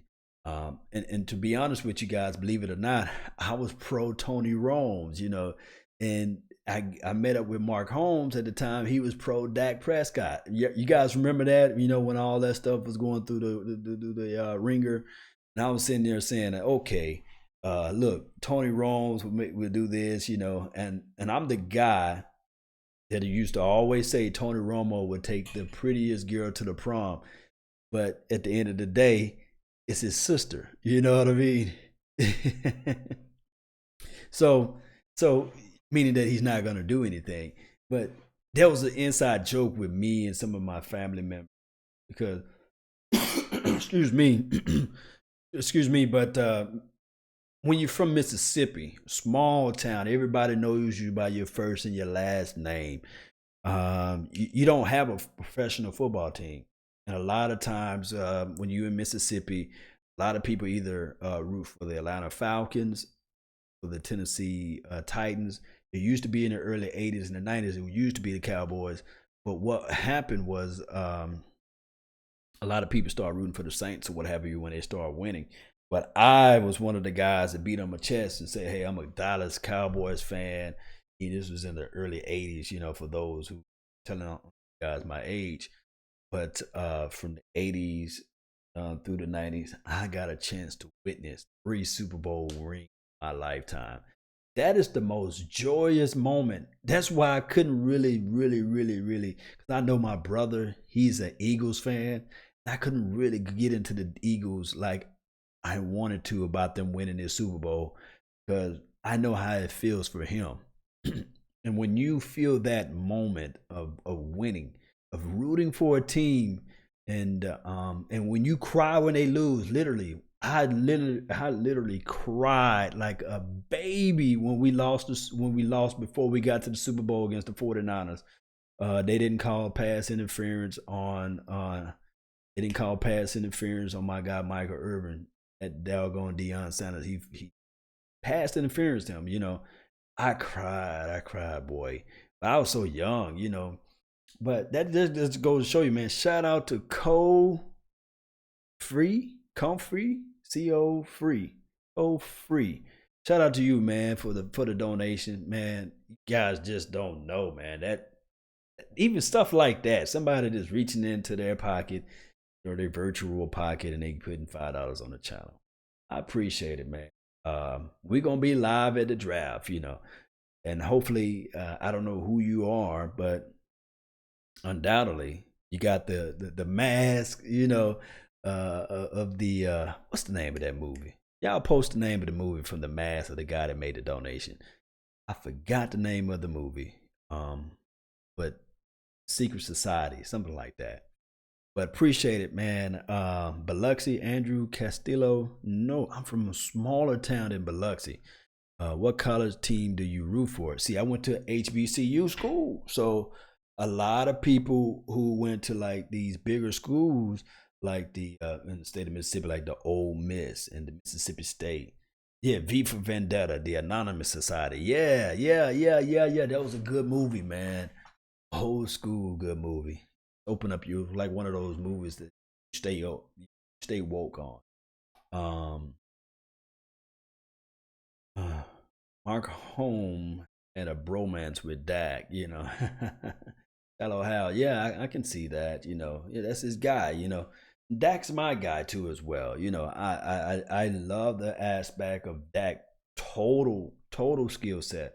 Now, do he look like he struggled last year? Yes. Kof Free. Yeah, man. I can see how to say your name now, man. I can butcher a name like the best, you know. V for Vendetta. Yeah, Chris Danzler. But man, I wish I could have been. I was born in '91, so I barely remember the Super Bowl. A Smith fan 22. Let me tell you something. The Cowboys in 19 when we won our first Super Bowl that I was able to see. The year before, see, the thing is with the Cowboys, they was on the rise, you know. A lot of people were still, and to this day, a lot of people still mad that Tom Landry was exiled from Jerry Jones. And we lost, I believe, either the year before to the Detroit Lions. They beat the mess out of us. It was like 35-10. And then I think the previous year before that, I think we lost real bad against them. I mean, they beat us real bad. We was the team that we thought that the team that we have now. You know, everybody's saying that, well, maybe next year they get some pieces together. But the only problem is that we didn't have the success that we have now. So, well, the previous success. Because one can argue and say, well, Danny White is Tony Romo, and the whole Danny White scenario is kind of like what Tony Romo went through. But Danny White took this team to like the championship games just in the 80s, you know. But neither here nor there, we was just god awful bad, you know, until Jimmy Johnson came into the mix, and Jimmy Johnson was able to elevate this team to like new levels. And it was one of those things where when we got a chance to get to the Super Bowl, everybody was kind of pretty much saying that now this is the Bills' chance right now to win the Super Bowl. Because everybody, I remember everybody was like, the Bills is going to win the Super Bowl. They've been here before. This team is young. Jimmy Johnson is a new coach. He's only been in the league for like 3 years at a time. It was something like that, or that. It was the second or third, something like that. But Jimmy Johnson had these guys ready to play. They was ready to play, and it was just no excuse. It was just like one of those things where Jimmy Johnson, he had a cutthroat guy. This is just from my small mind of knowing football, you know. So, it was one of those things where Jimmy Johnson was able to elevate this team to new levels. And it was like, I was like, wow, you know, we had pretty much an underrated defense. Everybody was saying like the defense was horrible. But to be honest to you guys, this defense, because Jimmy Johnson used, and I know I'm talking too fast, but Jimmy Johnson, what he did, he took the negative news and he flipped it. He flipped it and he made it positive. He's saying that, hey, all you guys that's out here, they saying that none of you guys are Pro Bowl caliber, that none of you guys are able to make the play in this league, And what happened was Jimmy Johnson was able to elevate through the negative media. He used the media to push this team to the next level. And that's what we don't have now. Oh, man, shout out to Shallow Hal.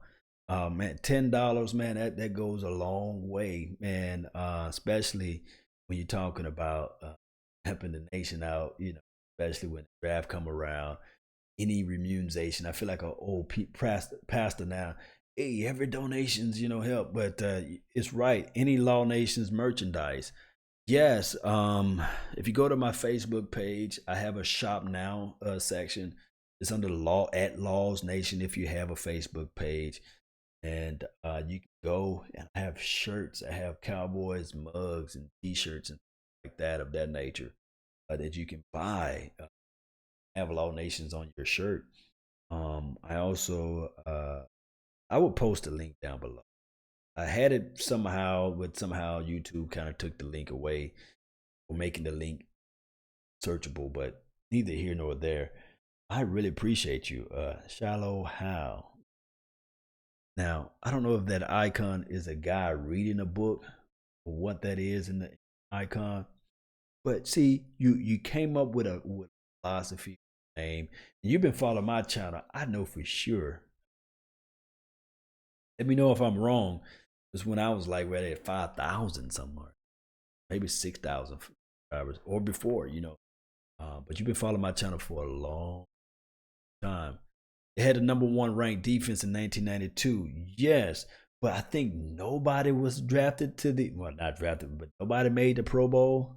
And that's the stuff that I like. I like the grittiness of that. At number 1 ranked defense. So, right on Fred Woods. Hello, Newman. Amen. Jeff Coat. Yeah. Jeff Coat was a bad guy, No, he stretched the underwear.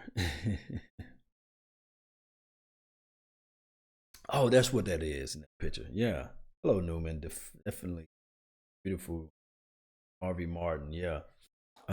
Matt S. We need dogs for coach. We need Will McClay to be an official GM instead of Jerry. Thing is, with Jerry Jones, I don't think that he would ever relinquish. Jerry Jones is one of those guys. When you're a billionaire, you're never wrong. When you're a billionaire, you never want to admit to your faults. You never want to admit to your shortcomings. I think that that's what Jerry Jones. We all know deep down in our heart that Will McClay needs, and I mean absolutely, GM. He would just be one of those guys that really, yeah.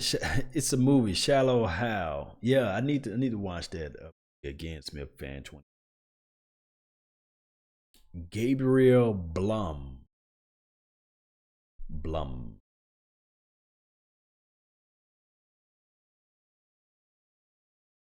Excuse me. Although I'm overcome the little cough situation, I still have allergies here in Texas, so I'm trying to learn how to deal and cope with that. We would have beaten. Internet screen slow. Let me see. Let me know if that fixes. I know my face frozen on the screen there. I'm seeing the screen delay here. Let me know if that fixed out everything. Goes out another window. Law Nation, we would have beaten the 49ers championship game. It wasn't for a blown call. That was pass interference from Gabriel. Yeah, man. I mean, Deion Sanders had so much cloth, and it was just so nice watching that battle, that matchup between Deion, Primetime Sanders, and my guy, number 88, because we started off so slow that game. It was wet. The field conditions was horrible. And somehow that Troy, man, you know, people talk about Dak Prescott, right? And I'm not trying to say Dak Prescott is Troy Aikman. But Troy, man, he just willed a team to win. You know, he didn't have like the arm per se of what Tony Romo exhibit out there, but Troy was accurate enough to get the ball out, and he was a very vocal leader of the game. He was one of those guys that got into the face of the receiver, and half of the stuff that we see now, Troy was in the face, man. We understand that. I think the Barry Switzer Super Bowl, if you go watch, I think I should have like those stories somewhere posted on my YouTube channel where the Cowboys were able to win with Barry, in spite of Barry Switzer. And it kind of reminded me of Jason Garrett. These players got to somehow win in spite of Jason Garrett. And I think, and I'm going to say this, I think that Tony Romo was going down that path where he was able to overcome Scott Linehan and Jason Garrett's philosophy of thinking. Because Tony Romo would change the play up and he'll say, no, I'm going to run this play. But the only problem with Tony Romo was that his health got in the way. I would love, if I can just rewind everything. We saw what Tony Romo did with DeMarco Murray. I would love to see a year, and I know that this is just wishful thinking, that I wonder how Tony Romo would have worked with Ezekiel Elliott. You know, that just was like the all-time, like, okay, I wonder how that would have happened, you know. Not saying that we would get Tony Romo back out there, he'll slang the ball around because it's Dak Prescott era, but I always wanted to know how that would look. Deep down in your heart, I know most of you guys is in this chat box, same thing, just to see how it would feel. Lovie Smith is coach. Lovie Smith, he's very passive too as well, so that's like a little same old thing. Now Lovie Smith is I don't know if he's a better coach, but I think that he, as far as from a motivational aspect, line up the troops and get everybody in the right spot. The coach that I would want, you know, I'm knowing everywhere. This was from shout out from D Will, you know, chat box in. Let me know if the screen, because my icon meter still showing poor quality. Let me know if the screen is streaming is okay. Give me a thumbs up emoji.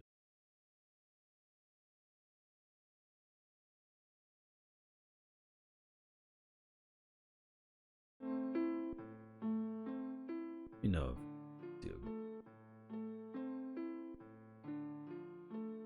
Oh man, Coach Singletary, hello Newman. Oh, hello Newman. Did you get that name from Seinfeld? Let me know. No, we need a new coach. Coach Singletary. All right, good. So, talking about play shade 200282. Oh, another thing I want to tell you guys. And I know it could be misconception. You know, I did a video.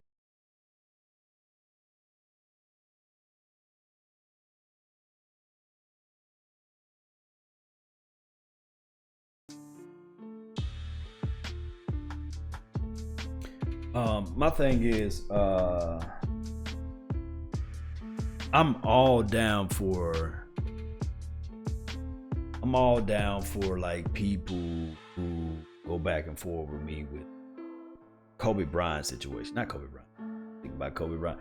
Dez Bryant. Trust me, I love Dez Bryant. I think I did a video clip, and I'm always guys that's gonna always mano man up to anybody, you know. Now, if it came off the wrong way, it's not the scenario. What I want everybody to do that's in the chat box to do a big favor, go to this guy's page, Okoye.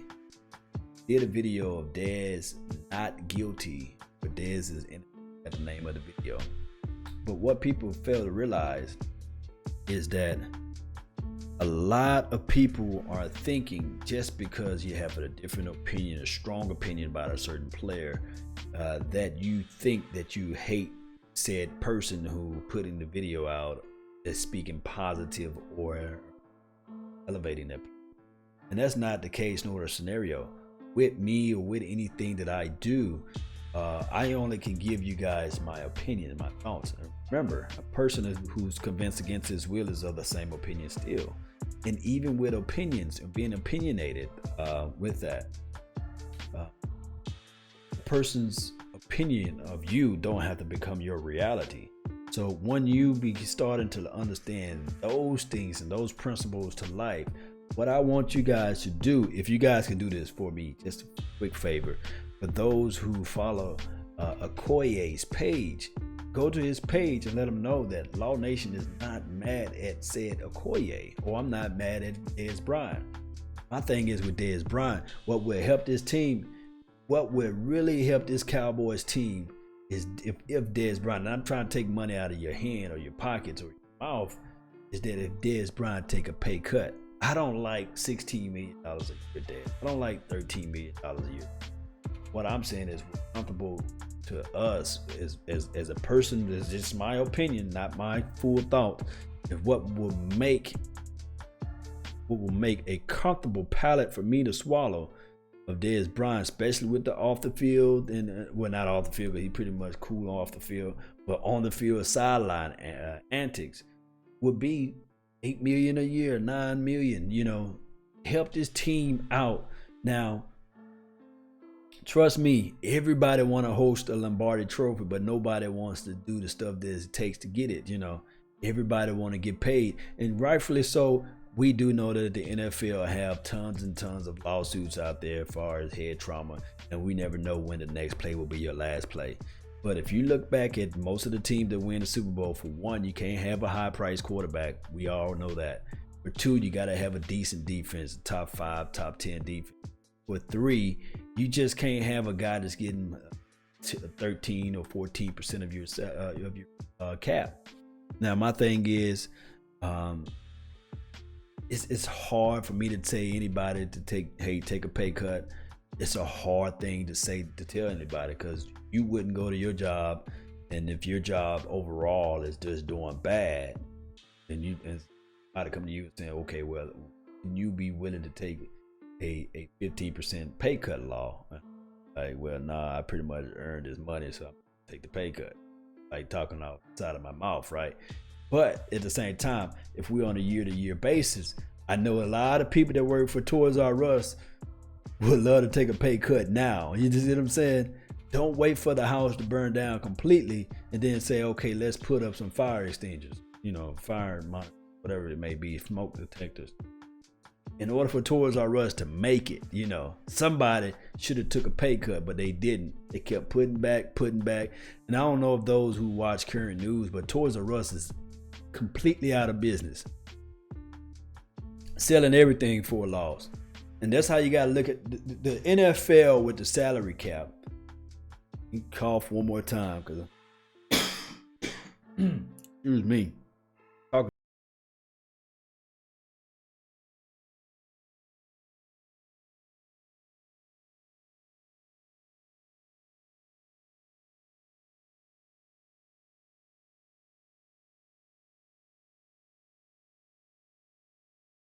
Almost back. I'm almost back. Got to get it out. I don't have commercial breaks, right?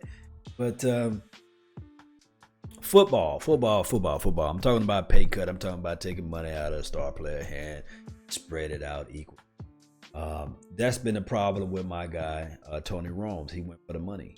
Can you imagine? Just think about this. Just hear me out. I do know a lot of people might turn away from here when you start talking about one of the franchise top wide receivers that's in the National Football League as far as the Cowboys. That's Desmond Bryant.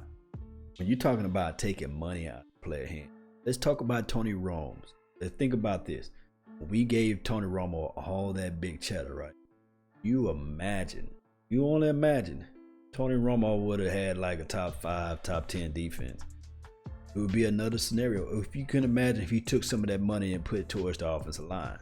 No, But right now, the reason why Tony Romo is able to fly wherever he want to go and go everywhere, because he had like these big fat contracts.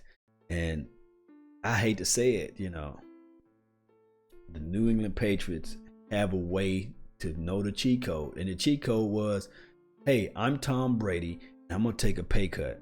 I'm not going to take the highest paid salary. I think Tom Brady, when he was playing, when he still is playing now, he was like, now he probably taking some of the money more than he took last time.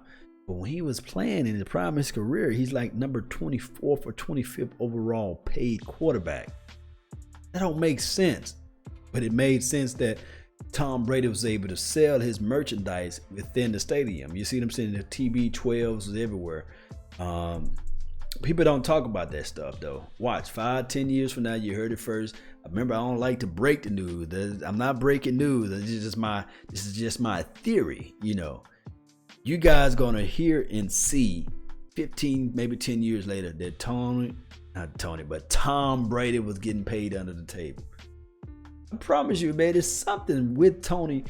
I keep on calling Tom Brady Tony, but there's something about Tom Brady getting paid under the table that a lot of people not talking about, because that's how you was able to pay your defensive guy. That's how you was able to wheel and deal. That's just my thoughts. Let me see what you guys talking about in the comment box. Law Brady wife makes $50 million a year. I think that that is a lot of money. She is like one of the top runway models or supermodels out there, right? I mean, come on, the dude left one lady. That was her. So, and I think Candace Romo makes some money. What's Candace Romo originally? What's her maiden last name? Wasn't she something? What did she used to do? I know she wasn't working at Toys R Us. She was making some money somewhere. What did Candace Romo was doing? Cortland Sutton, D. Will. Cortland Sutton is nice attribute. Cowboys, but I just don't want him with the 19th pick. What's up, Marcelo? Yeah, the Patriots cheat. I'm thinking the under the table paying well, it will be a story 10 years, like you said. Yeah, this is from Raptor. Hey, it's gonna be a big story, and I don't know why for the life of me, nobody really ever popped that up, She was a media personality. Okay, so yeah, she's not. Now I know she's not on the same breath of what Tom Brady's wife is, and I'm not going to try to compare wives because I believe that everybody is beautiful. I just believe that this is just my thought, that there's a flower for every lady, right? People love tulips, some people love roses. Hey, and dandelion's not that bad either. So, well, ladies are ladies, but she was Miss Wisconsin, Okay. Candace's last name was Crawford. Miss Missouri, Shallow Hal. Thanks for the correction. So I mean, she's a beautiful lady, Tom Brady have a beautiful. Neither here nor there whether or not what they look like. What I'm saying is, we get on a tangent of what the players' wives look like. She was Tony Romo. You guys made me lose train of thought. I think that the cheat code to this football thing called the National Football League, not to pay your quarterback and figure out a way to get you a top 10 defense, get you some explosive guys that's on offense. Mixture, not just one guy that you're paying all your money, and you can get to the Super Bowl. I really think that. Think about this. Look at this. This is just my synopsis. It's just my theory, just my thoughts. Look at the Giants, not the Giants, but the Green Bay Packers, for instance. Or a little background music, all the way off. Look at the Green Bay Packers. Look what they was able to do. Right? They have Aaron Rodgers. Aaron Rodgers, one can argue and say he won that first Super Bowl that he won pretty much for the stupidity of the Steelers for whatever they were doing out there in coverage. But neither here nor there. He pretty much won that because of the defense.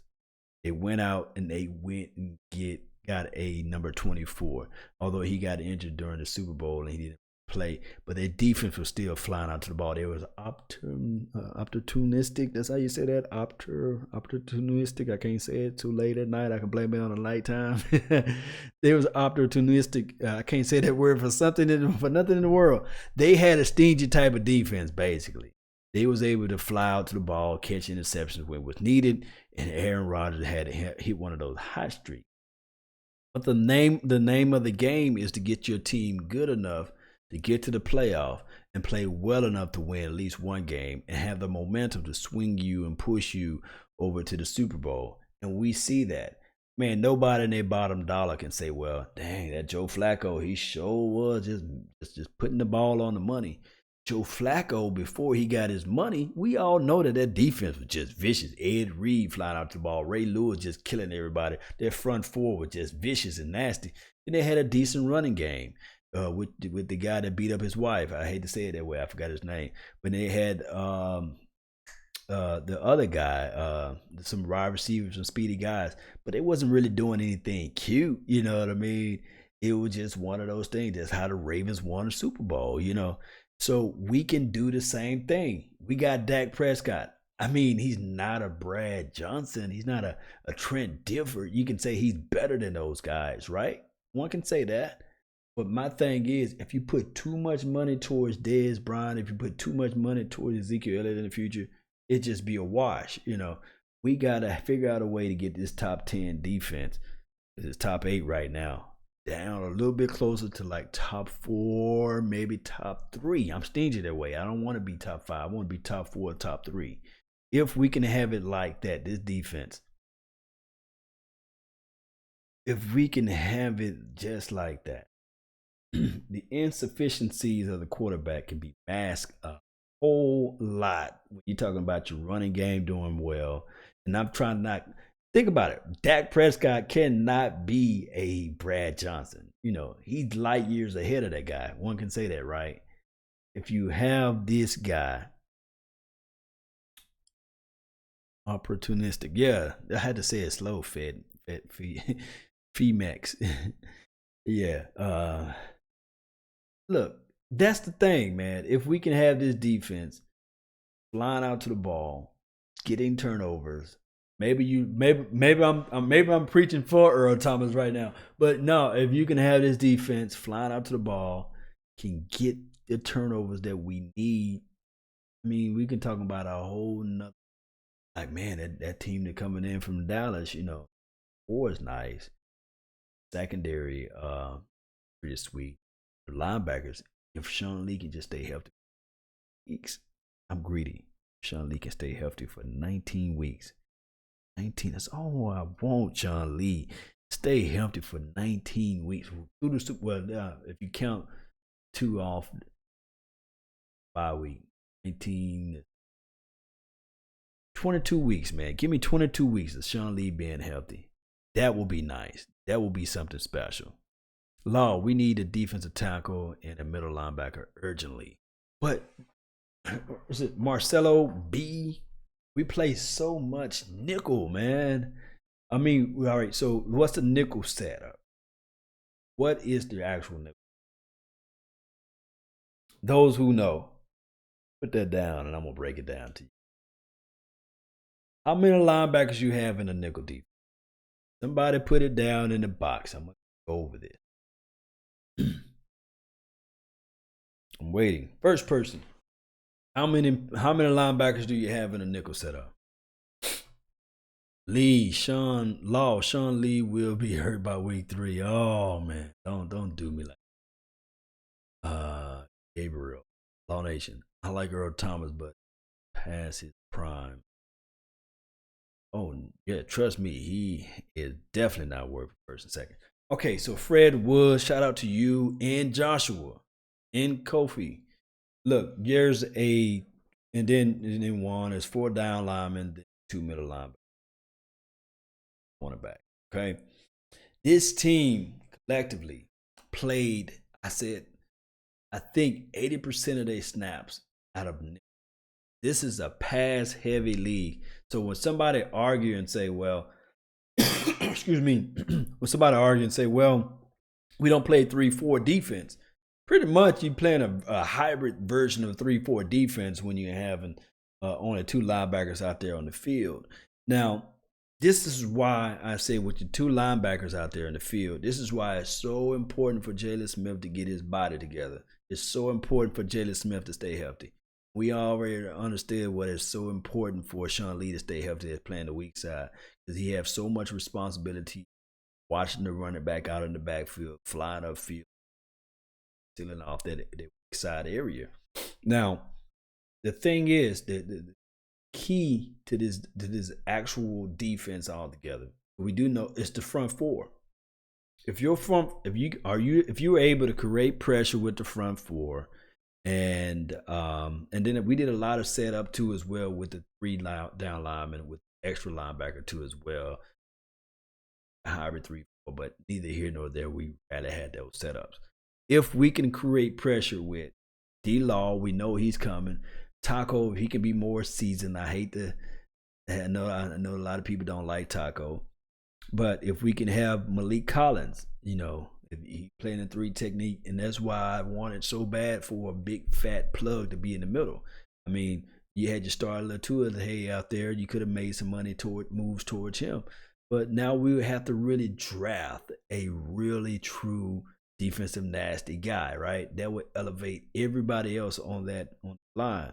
But this is my only other solution. Now, we do know that Derwin James, he plays everywhere, and I do know that he's a 19th overall pick. Maybe we can package some things together, move up to, I guess, Miami Dolphins. I think they pick a number 11, something like that. Maybe we can move up a little bit, because we should have lost that Eagles game, basically. If we'd have lost the Eagles game at the end of the year, I wouldn't have to be worried about doing this crazy math.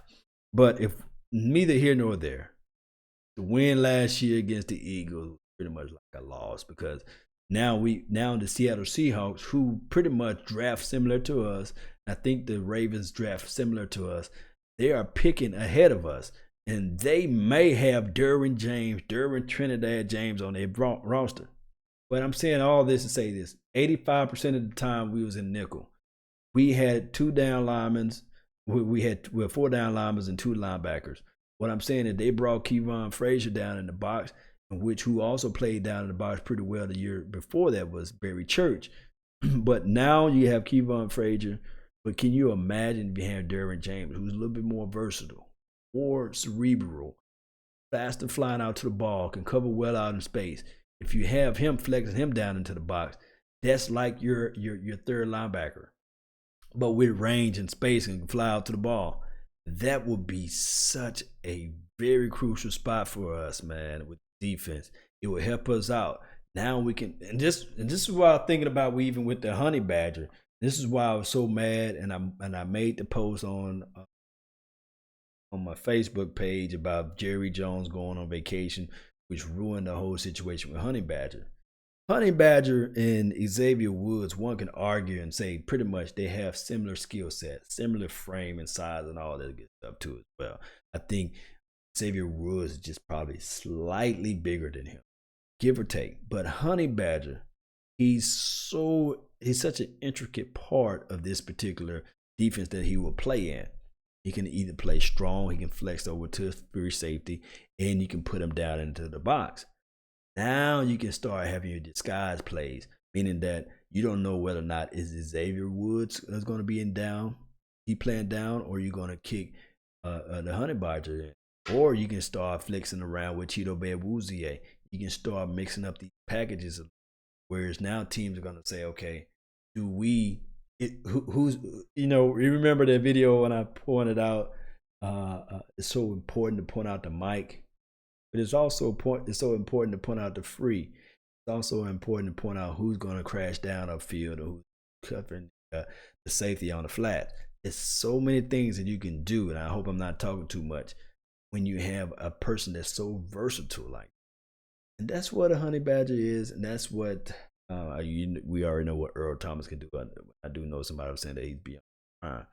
But that's also what Derwin James can do. Say what you want. Joey S. Say we had number 1 Who you taking? Probably why, right? Oh man. Number 1 overall pick. If I'm the Cowboys, number 1 overall, like heaven, because you can trade back out of it, extra pick. And I do know that we can't have 1,000 picks, but so much valuable trade back to the 5th or 6th, and you can really get some more players that you need to help solidify your defense. You can get the offensive lineman guy that you really want, plus the defense guy, and then you can do like this, ready for the 2018 season. And it's just so many. I wouldn't touch the quarterback situation. A lot of people say, "Oh, you got a quarterback right there." I even heard a pitch for somebody to get Lamar Jackson with the pick. Let's see. Message for Minka Fitzpatrick. The thing is with Minka Fitzpatrick is that a lot of times when you see Alabama cornerback, that's it. There's no growth within that. But Minka is a bad man. I don't think he's an exception to the rule. Man, I even like the Josh Jackson guy. Not saying that he's ahead of Minka Fitzpatrick, but we'll see. We will see, though. We will see. Derwin James is the only player that would have the potential for a must Redwood. See, I messed up spelling wrong. And don't worry, man. I was telling people earlier, man, and when I'm on this thing, I mess up more than anybody in the world. I'm trying to do videos and trying to talk, I mess up a hell of a lot of times. And the thing is, just consistent, just continue to, even if somebody that's inspired to do video, people in this box, a lot of people doubt themselves. Don't doubt yourself. Go out, make talk, man. I've been talking for, how long I've been talking? This video been going on 2 hours straight. It's just me talking, I do know I went away for a while to check on the kid, but if you want a thing, what I said the other day, if you want a thing bad enough to go out and fight for it, to work day and night for it, to give up your time and your peace and your sleep for it. Hey, if you desire for something in life, I don't know what you do in life, you desire to become anything you. That's all I'm saying. But neither here nor there. Marcelo B. I think Cowboys may end up drafting Hernandez, although I would prefer a defensive guy. Look, it makes you want to dance because we have so many options. Hernandez is a defensive guy, technically.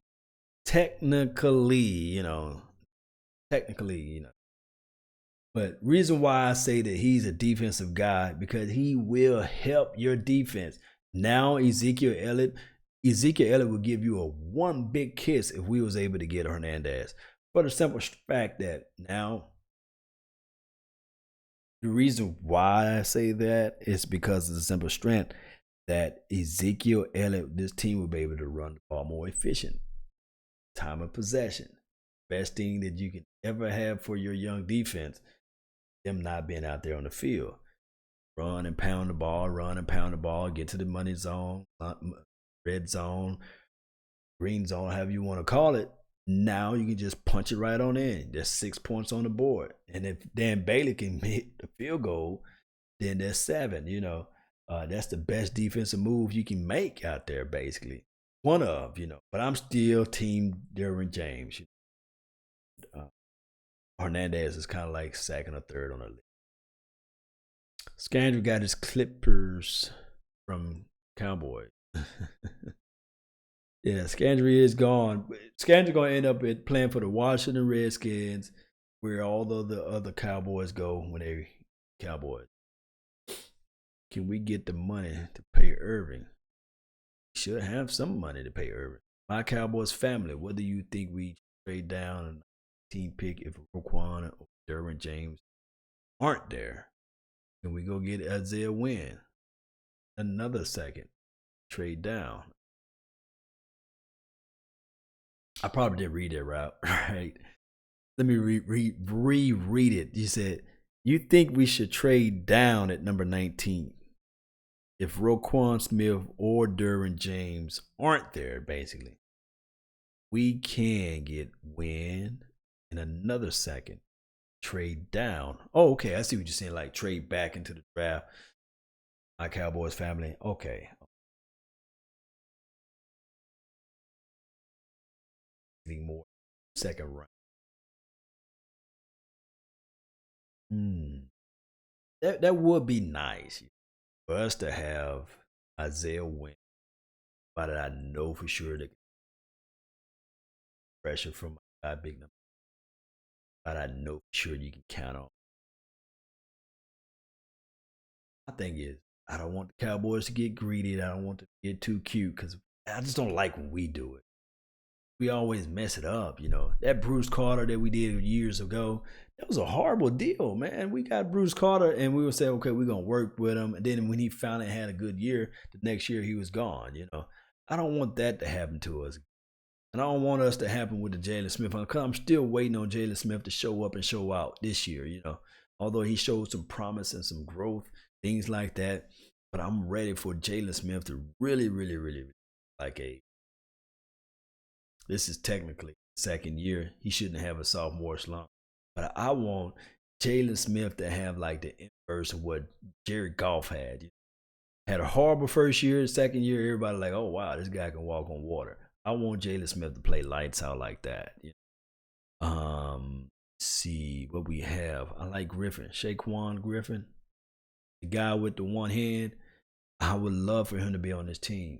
I would love for him. Although, like I said, I just went through like 30 minutes talking about how we play, with pretty much two linebackers. But I would love for him to be in the mix with rotational, basically, of a special teams guy, because I heard he's one hell of a good gunner too as well. Law Nation is from Gerald Beasley.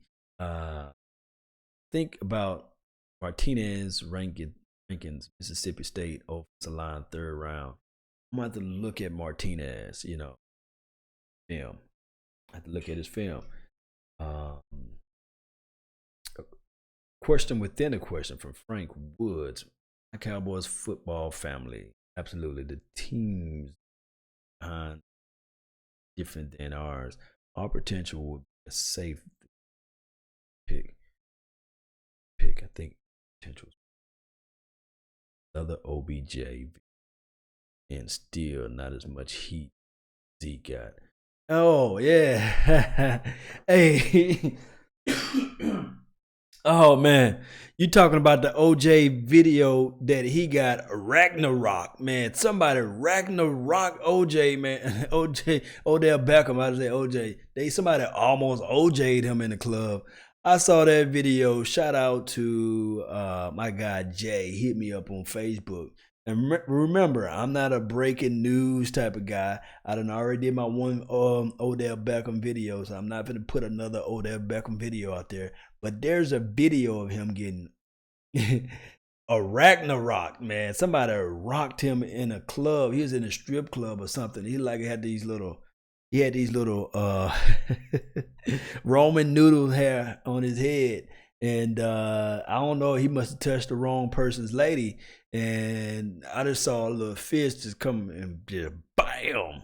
If that's the video you're talking about, I hope that's the video you're talking about. I just don't want to post it on my channel because I don't want to be just hating on Odella, because I just call him Odella, you know.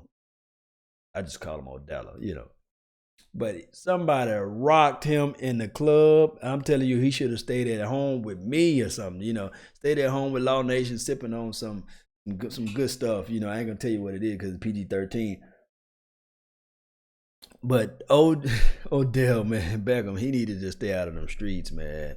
It's just not looking good for him. Now, to us, for the Cowboys Nation, we not trying to say that we like to see it rain on somebody else's parade, but all I can say is that Odell Beckham need to stay out of them clubs and leave them women alone and just go stay at the house, maybe turn on some Netflix and chill, put the Fire TV on and watch some TV and just stay at the home, ready for September. Cause 9 times out of 10, they're gonna play us first game of the week, right? But that's just funny, man. I'm talking about go back, watch the video. It's somewhere out there to type in Odell Beckham get rocked in the club or Odell Beckham. I call it a Ragnarok. If you guys saw that movie, the Thor, somebody mollywopped him out there, man.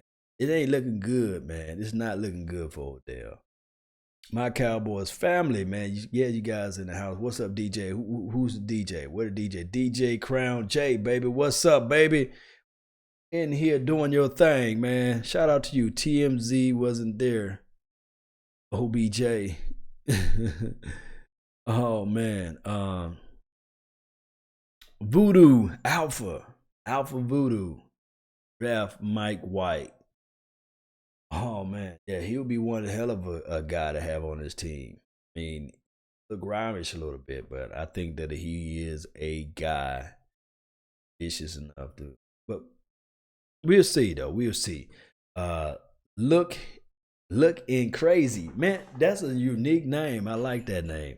I have a feeling that we take Hernandez and sign Bowman. Sure thought. I think that Bowman, oh my goodness, you have him and Sean Lee as both students of the game. My film breakdown of Bowman, I just said that he has wisdom. He has the ability. I probably need to repost the video because I took it down. But Bowman has wisdom. He has the ability to understand the play before it happened. He's very keen processing skills. And if you look back at the Raiders film previously, man, Raiders film, when he came on aboard, although it was the middle of the year, he was like already picking up diagnosing plays, man, flying out to the ball at his speed, wasn't the fastest, but he was just diagnosing the plays. If you put him and you put Sean Lee together and then you sprinkle a little Jalen Smith, my goodness, I'm telling you, man, sign me up to be the GM. I'll pull the trigger if I need it. Reckless, what we have? Should we hire Romo as an offensive coordinator? You gotta ask Candace, man. You gotta ask Candace Romo.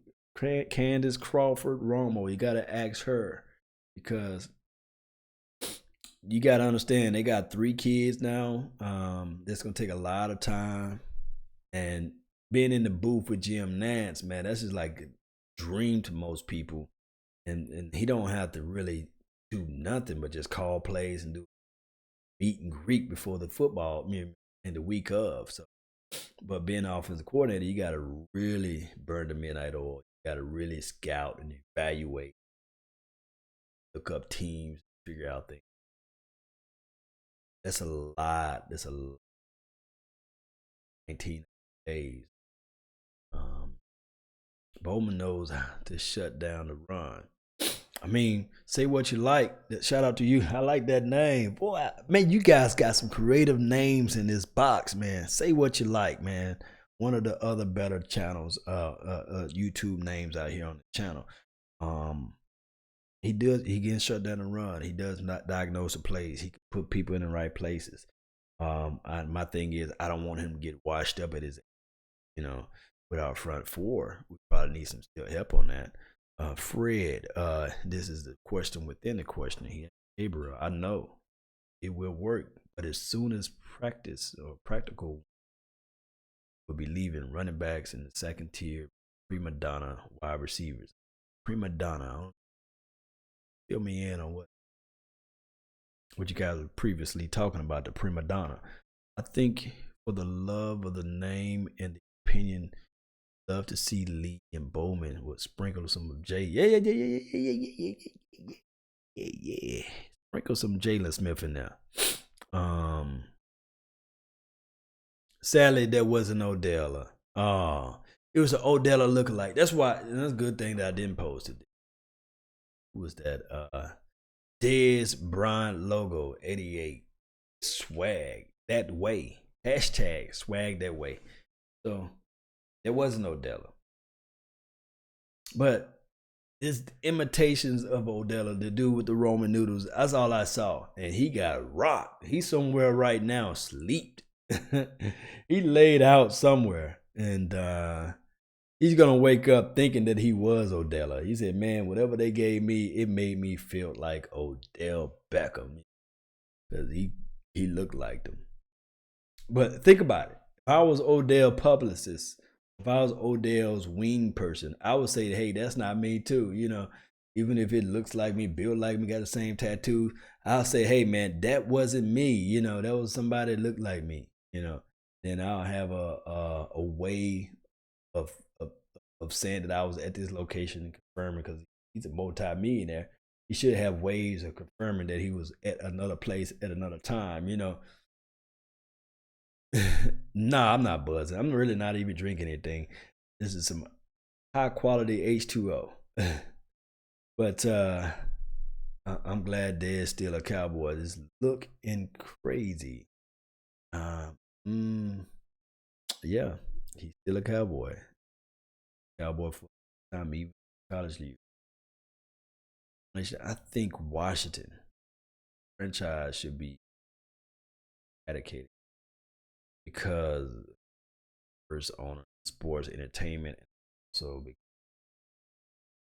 Washington team, Gabriel. You know, thing is, and I try not to get political. I never try to go tit for tat with somebody, call me out a name, character. Somebody to do that here too as well. My thing is, of Washington team to say that, hey, that's a slur. Being one person you fan. I know I'm guilty for calling them the name of the Washington team.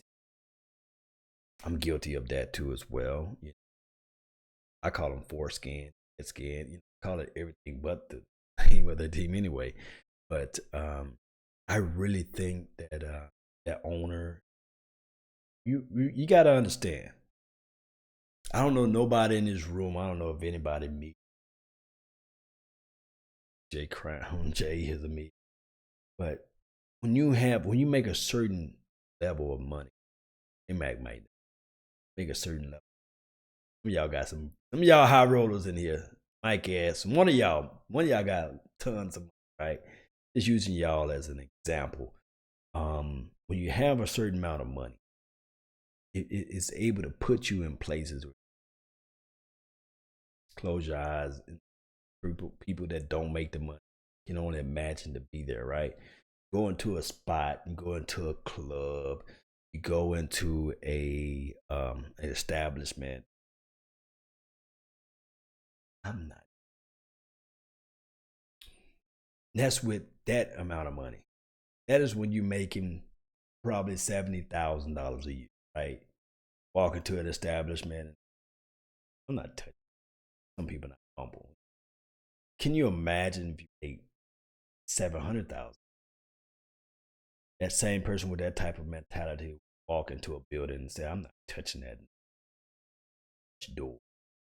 Now, when you're making $1 billion a year, billion, that's what Snyder, whatever his name, Washington, and he don't take no for an answer. These guys are so egotistical, so highly, got so much ego that they don't want to believe that the wall behind me is beige. They'll say they're arguing, say purple. Well, I can turn it around, they can paint it, take new. That is there. So my thing is with this, and I'm hearing the audio going in and out. Are you guys still able to hear me? So my thing is with this is that Snyder, he's not going to fall on the sword and say, well, the Washington team has a racial good name. He's going to find some people that can agree with him. And that's the same thing with Jerry Jones. I'm not calling Jerry Jones and places the Washington guy, Snyder. But what I'm saying is these guys are billionaires. They don't want to take no for an answer. No, I have not been smoking.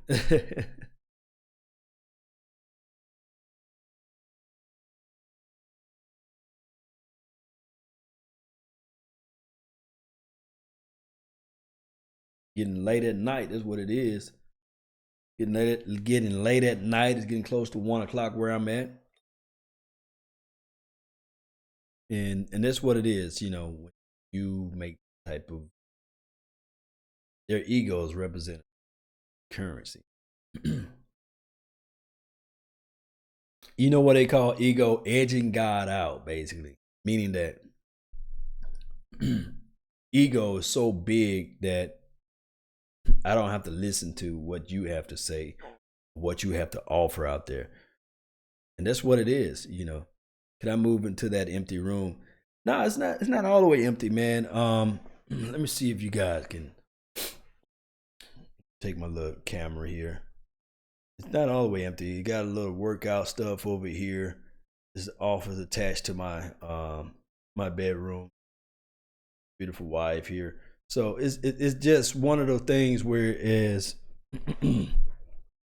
I was upstairs, and I got a webcam, so I'm not able to move the camera around like I want to.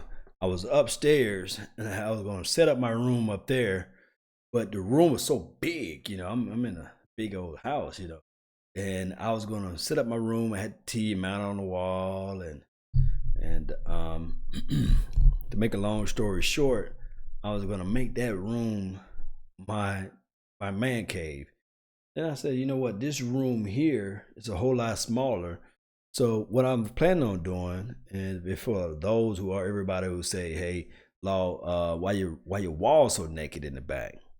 What I'm gonna do is I'm gonna give me a P.O. box, and with that P.O. box, I'm gonna tell you guys to send me stuff, like stuff that you guys just have laying around at your house.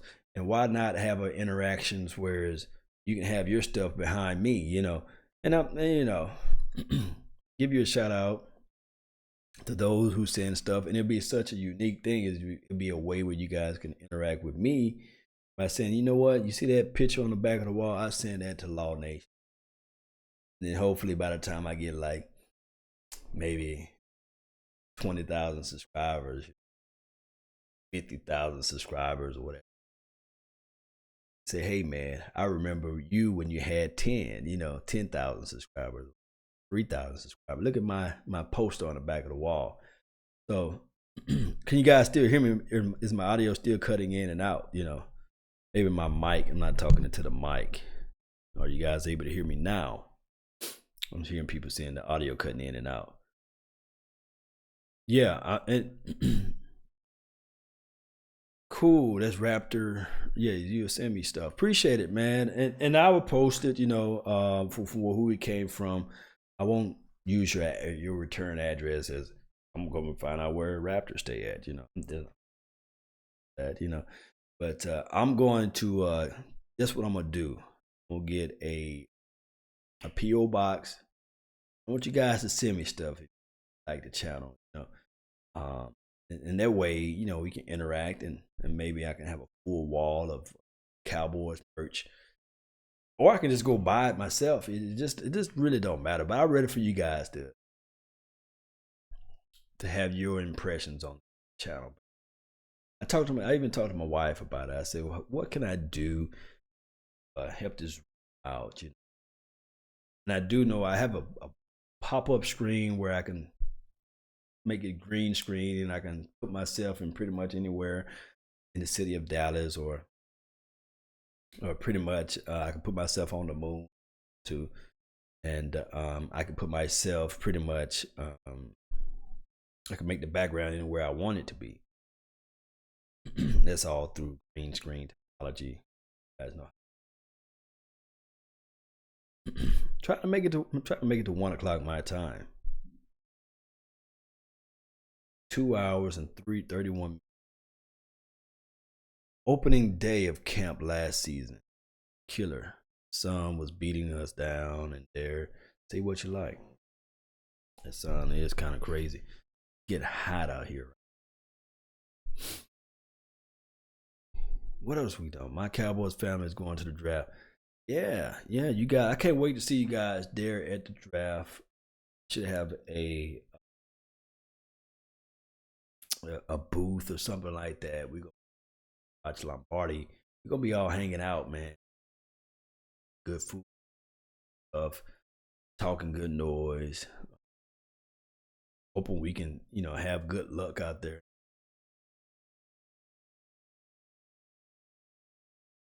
Your opinion, your knowledge of my boys, appreciate it. Man, keep doing Cowboys Nation for life. Salute Cowboys Nation, Law Nation. Looking crazy. I thank you, man. Barbara, thank you. Law, any free agents, you Cowboys. I said earlier, I like the Eric Reed guy. I like Trey Boston. Those two players there, pretty much good safety.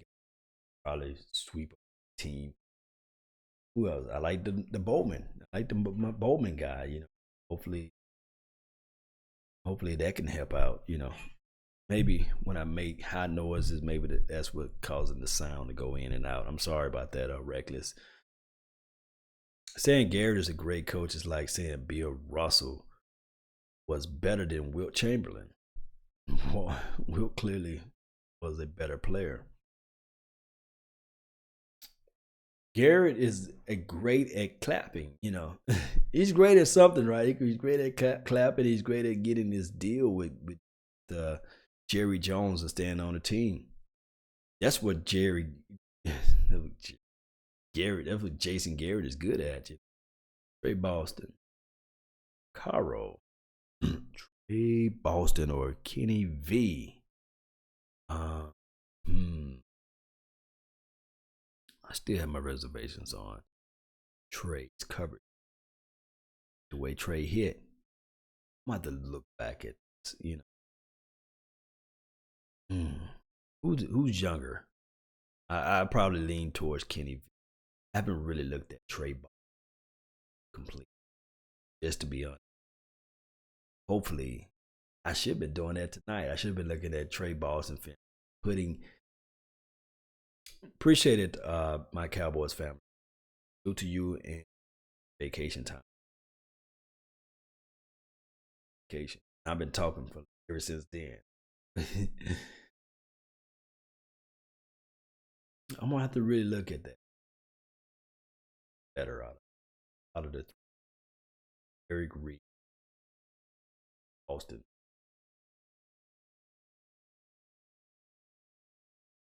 All right. Let's see, come on. Trey Boston is 25, I believe. That's a good age. That is a good age. 25. I mean, you got some kids that are getting drafted. It's like 24, 5. The latest on Earl Thomas is that he might be a draft time trade. Don't take that out. He might be a draft time trade. These players we should trade for Sean Smith, cornerback for the Raiders. I need to look at more. I like Sean Smith when he played for the previous team. I didn't like his Raiders play. I didn't like his Raiders tape, basically. Like Sean Smith. What team he changed? The Chiefs. Tape better, D. We'll see. We will see.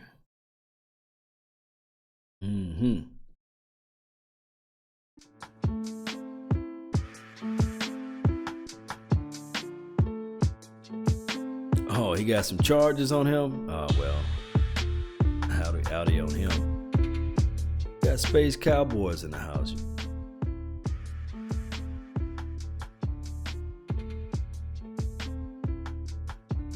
He says, you think the Cowboys would take a wide receiver early to force Dez to take a pay cut? That's a lot of pandering, right? To take a wide receiver to say, okay, take this pay cut now. Take it. Because this wide receiver is going to be better than you in 5 years.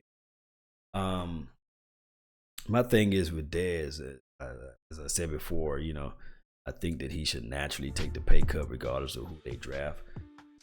$8 million for Dez is a whole lot better than whatever we paying him now. I don't think Cowboys should draft in a player to appease them. I think the Cowboys should go with BPA. If not, if Derwin James is not the best player available, they should go and grab Derwin James if he's the best player available, if he's on the board. Now, if they need to move up in the draft and grab Derwin James, he's like, I don't know how their board is set up. If they have Derwin James as the best player available, and he's like 3 slots ahead of them, they need to figure out a way to get that guy. They don't need to settle down for whoever that's there. Now, my other opinion on this, if they have a Will Hernandez on their board, top pick, go get him. But outside of that, we hear this is from Voodoo Alpha. Shout out to you for making the donation to help grow the nation, man. I appreciate that. Want to hear my salary cap idea NFL should use. What's that? Break it down to me. Break down your salary cap idea.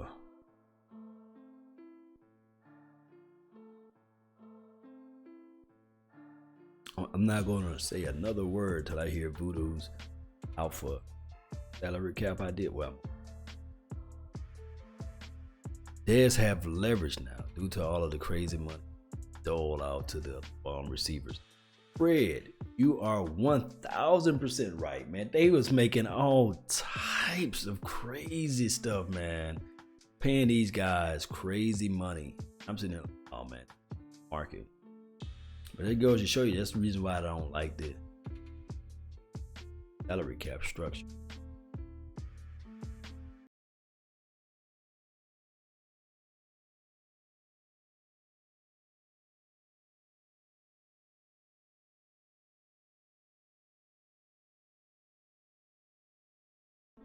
Appreciate you guys, man, because been well. I did one episode, my lips were so ashy, man.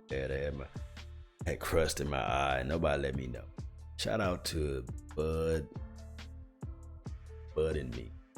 But it may not be no book because I feel it with these whiskers. All that hair on me face. All right, so no cap for your own free agents that were drafted by your team. Limit for one market agents. Other teams. Okay, so Voodoo Alpha says no cap for your own free agents that were drafted by the original team. Limited for your own market from other teams. So basically, the people that you draft on your team, there's no cap charge, meaning that you will pretty much. But the thing is, with that, you have to pay fair market value, right, to those players. Because can you imagine if a player was drafted like a Richard Sherman, like 5th, 6th overall, the 5th or 6th round, and all of a sudden they start playing well, so you would have to, I guess, pay them fair market value. So I guess you would do it kind of like, this is a damn good idea, man. I'll have to really tweak it a little bit from what you're saying, because you really let me turn my volume down a little bit, guys. You understand here. All right, so you draft the people that you draft out of your pool. There's no cap hit on them when they become free agents. There should be a cap hit on them before they hit the free agency. Is that correct? Or are you trying to say, like, whoever you draft regardless, just give me a yes or no, whoever you draft regardless, there's no cap hit on them at all? Because that's another thing, because a lot of times too as well, with the NFL, it's becoming so like the NBA-ish a little bit, because people not standing on their team anymore, and you'll see a guy that just jump ship.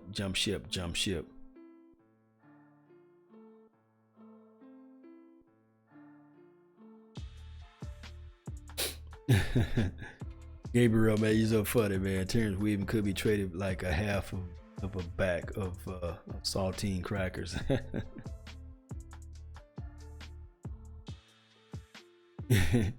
Bud and me, man. I know you got me, man. That's good.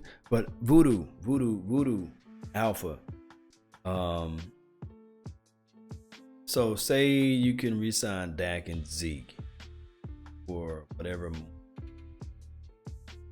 cap. I mean, so if you can, that's the whole point of drafting the first round draft pick. They made the 5th year option, whereas you can pay this guy pretty much peanuts for the first 5 years or fair market value. So with the draft situation, the people that do well on your team got to figure out a way that you can offset the cost, because although you don't have a salary cap, the salary cap is designed for these players to get max money too as well. So just like, I guess the NBA have max contracts, I guess, but it won't be a cap on that, meaning that somehow it's going to have to be a way, because the NFL won't parity in the league. The NFL needs to have big money teams like the Dallas Cowboys to do bad, basically. They don't need them to do extremely well, because everybody would be trying to come to the Cowboys to play, basically. For smaller markets, like who don't get the TV revenue that the Cowboys get, for instance, like the Minnesota Vikings, the Cincinnati, Ohio Buckeyes, the Saints, for all I know. These smaller markets won't be able to survive. Bigger market teams will be able to have more money as far as revenue sharing, revenue and stuff like that. Think about this. The New England Patriots, smaller market team, would never probably exist if it were for the free agency and the salary cap, because of the simple strength that teams like that won't be able to generate enough revenue to spread out teams. And we all know that the teams that were pretty much decent with revenue were the 49ers, the Pittsburgh Steelers, Raiders, right? Dallas Cowboys, all the teams that's on the East Coast, like the Giants, the Philadelphia, I call them, Washington Skins. And who else? Even Miami, I think there was a stronger market from a revenue sharing back. Then when Jerry Jones, some of the guys who came and rallied together and said, okay, we got this philosophy where everybody eat if we start revenue sharing.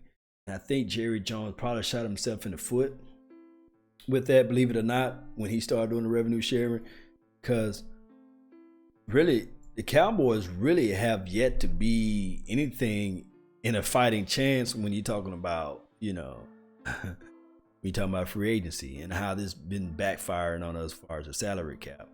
But Voodoo, you do make strong points, man, with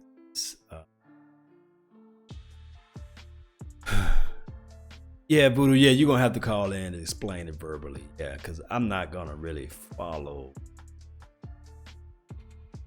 what we trying to do with this revenue. Sign your own players. I understand what you're saying, though. I kind of get the gist of it. Maybe look, we're going to have a call-in show, too, as well. I'm live, like, every Wednesday, right? Talk about a lot of things. Wednesday, Dallas Prospect Show. It's going to be live just like it was past Wednesday. So, not this Wednesday coming up, but the Wednesday after the next. We're going to be live, and we're going to have a live call-in. So, that's when we can really go over a lot of stuff. And I can hear your opinion, your thoughts. Let me see. Quarterbacks are teams killers. Yeah, quarterbacks takes up so much of Voodoo. It takes up so much of the salary cap on a team that you really can't get the players that you want, as far as once you sign a big quarterback to a big time contract. If you do sign a quarterback to a big contract, you only have like that 1 year window. If you don't get it all done that first year, it's kind of hard as hell to keep up.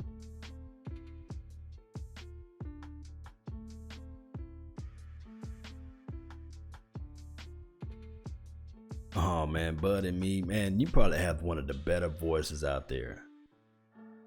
So you will be able to call in too as well. And we will be able to hear your thoughts, your opinions, your mind.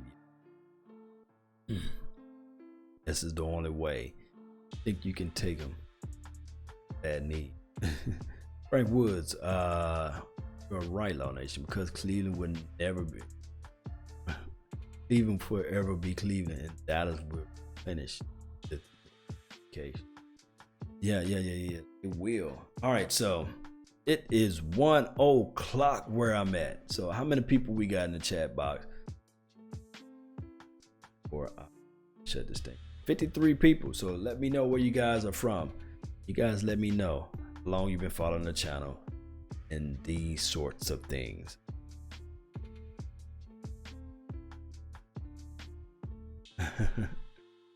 Where you guys from, man? Shannon Shop looks like the uncle from Cookout.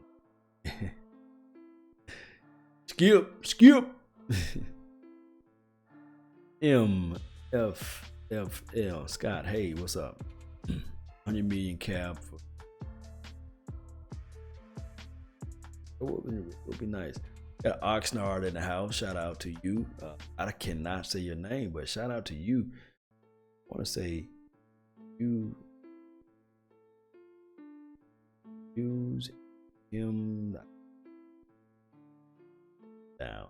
San Antonio, 5 months. Waco, Texas. Shout out to you. Cannot say that, but he Mexico. James Sorrow. Shout out to you, man. Will Hernandez, El Paso. Jesse P. Oh man, family. 8 months, man. I'm talking about West Palm Beach, Florida, Sunshine State. Red, man, so it's got to be like 2:00 where you at, man. God, goodness. Baldwin Park, California. Hey, played with Lawrence Phillips. Hey, that's a mighty name, Lawrence. Pretty cool.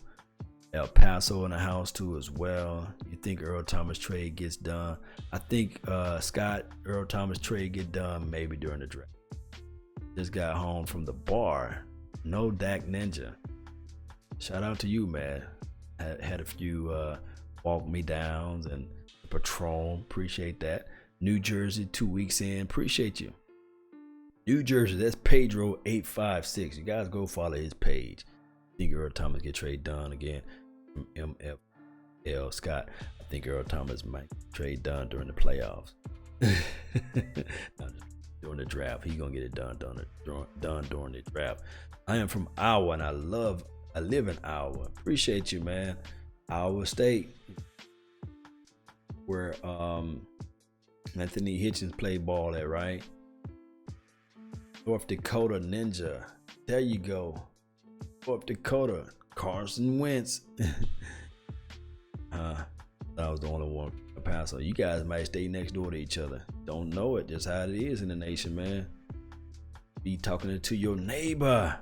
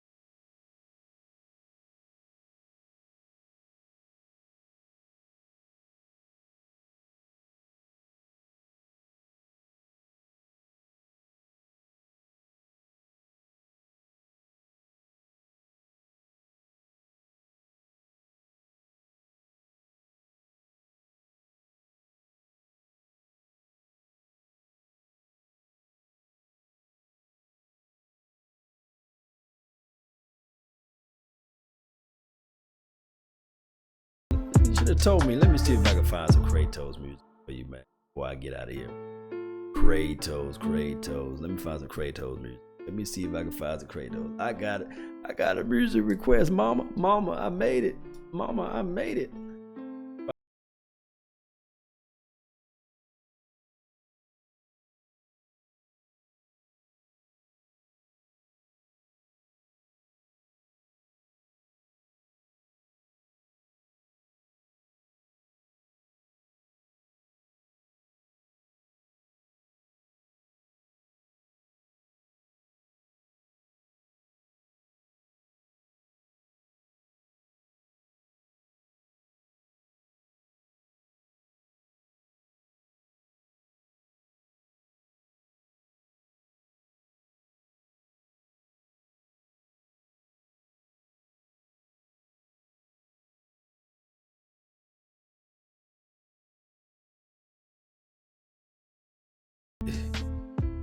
There you go.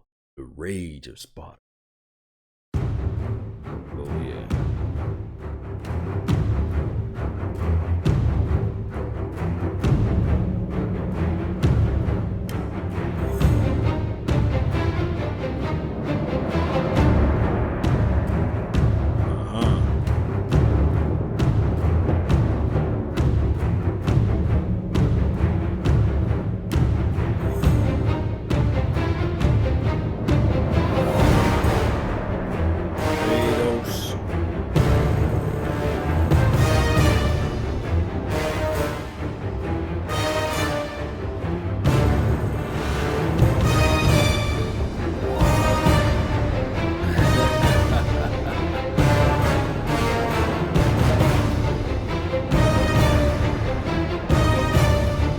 Will hype you up, make you want to get out there and get in that field, man. Make you want to get out there and just run over somebody, right? Big D for life. What's up, man?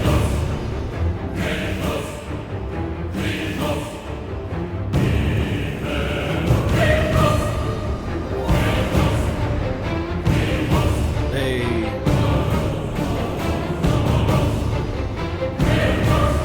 Make you get crazy, yo.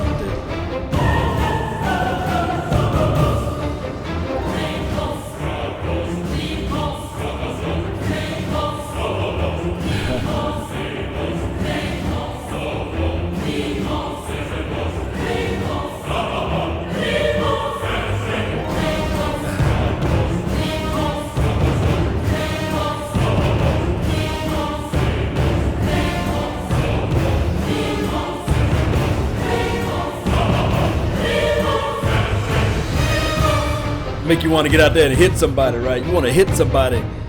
You play this type of music, man.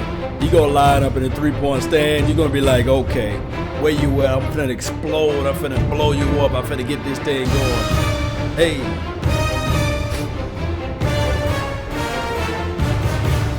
Jesse P.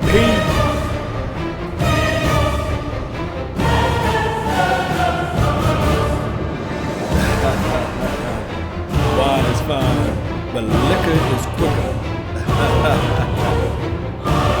It's Roger Starback available in the draft.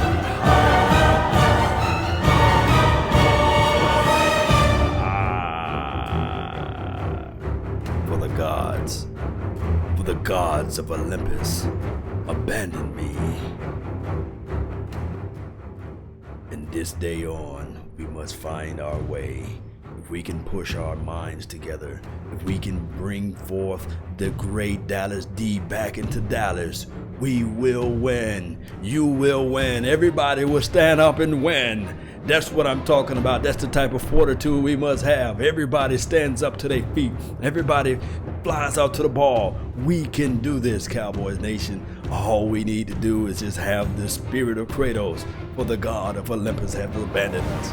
We need to get this thing going one way or another, from you to another, from you to your mother. We got to get this thing going, baby.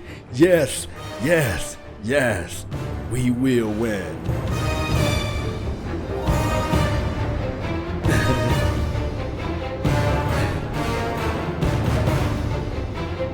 And remember, how are we doing this? And remember, you're listening to nothing.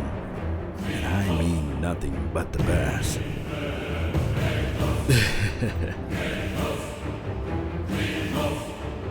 trying to wait this thing out to 3 o'clock. We almost here for 3 o'clock, right?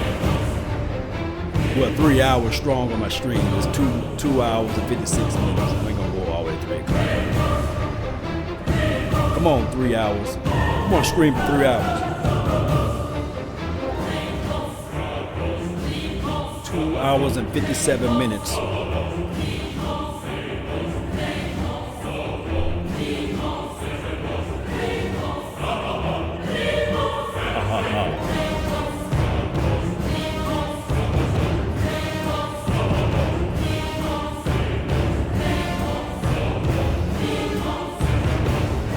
Y'all hear them drums? Y'all hear them drums?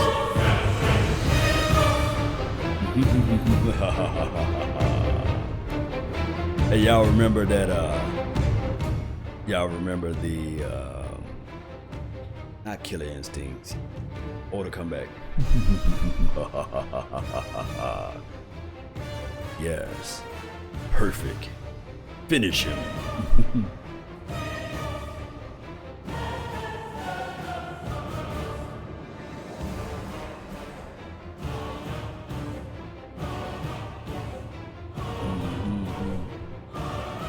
2 minutes, baby. 2 minutes. Shout out to everybody that's in the chat box, man. Shout out to Matt S. Good night. Salute. James, shout out to you. Locks, I can't say your first name. I think that's C-Max CV Locks. Shout out to you too as well. Gabriel, shout out to you for being in the chat box from, I guess, almost from the time we started 3 hours ago. Bud and me. Shout out to you. Although you got me, had me digging in my nose live on the flesh, man. Shout out to you too as well. Voodoo, thank you, man. Thank God for you, for the donations to help grow the nation. Thank everybody for helping the donation out there. Thank you guys. Just don't know, man, how much this thing just means to me so much. But thank you. Salute to you, man, for the actual free agency plug too as well, and the cap. Over the cap thing, the take away your knowledge of the cap room stuff. Shout out to you, Co-Free. Hey, shout out for the donation too as well. Salute to you, man. You guys have a good night, man. Find your favorite book, read it, or your favorite bottle, drink it. You guys know how it goes, man. That's just how it is. We at 2 hours, 59 minutes, and 20 seconds. We into the mix. We listen to some Kratos music. We already know for the gods of Olympus has abandoned him. They finna come out with another game. Hey.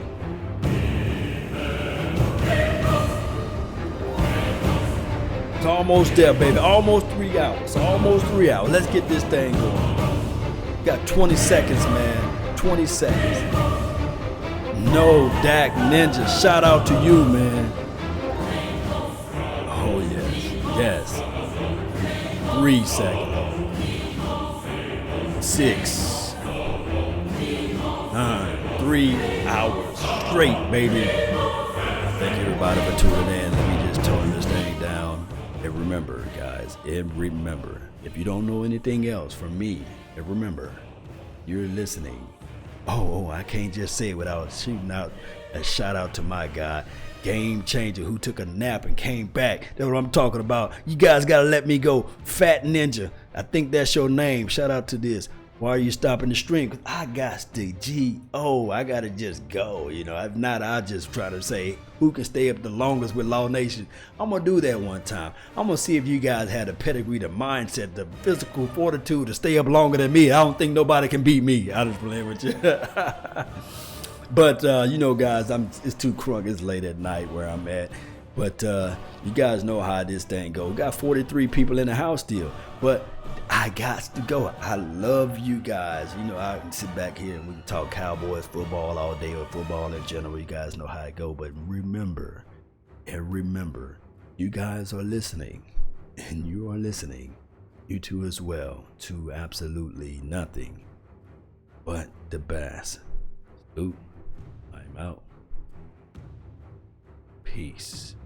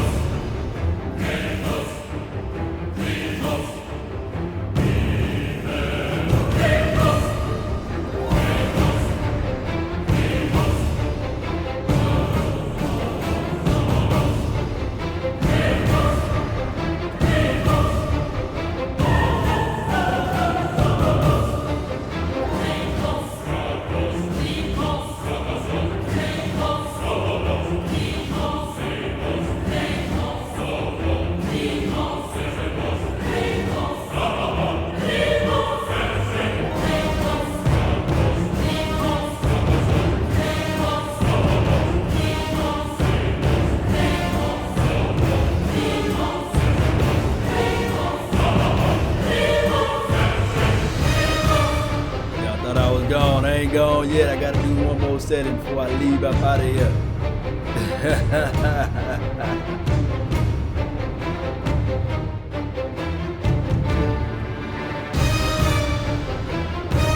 I ain't go yet. I ain't sleep yet. 34 people in the house.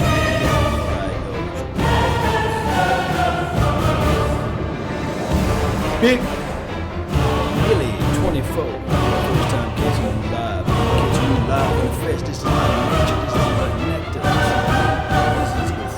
This is the real deal. One way or another. I promise you. I ain't talking to your mother, but I'm just telling you. I'm just putting it down for you guys, and I'm just not undercover. It's just me. Salute.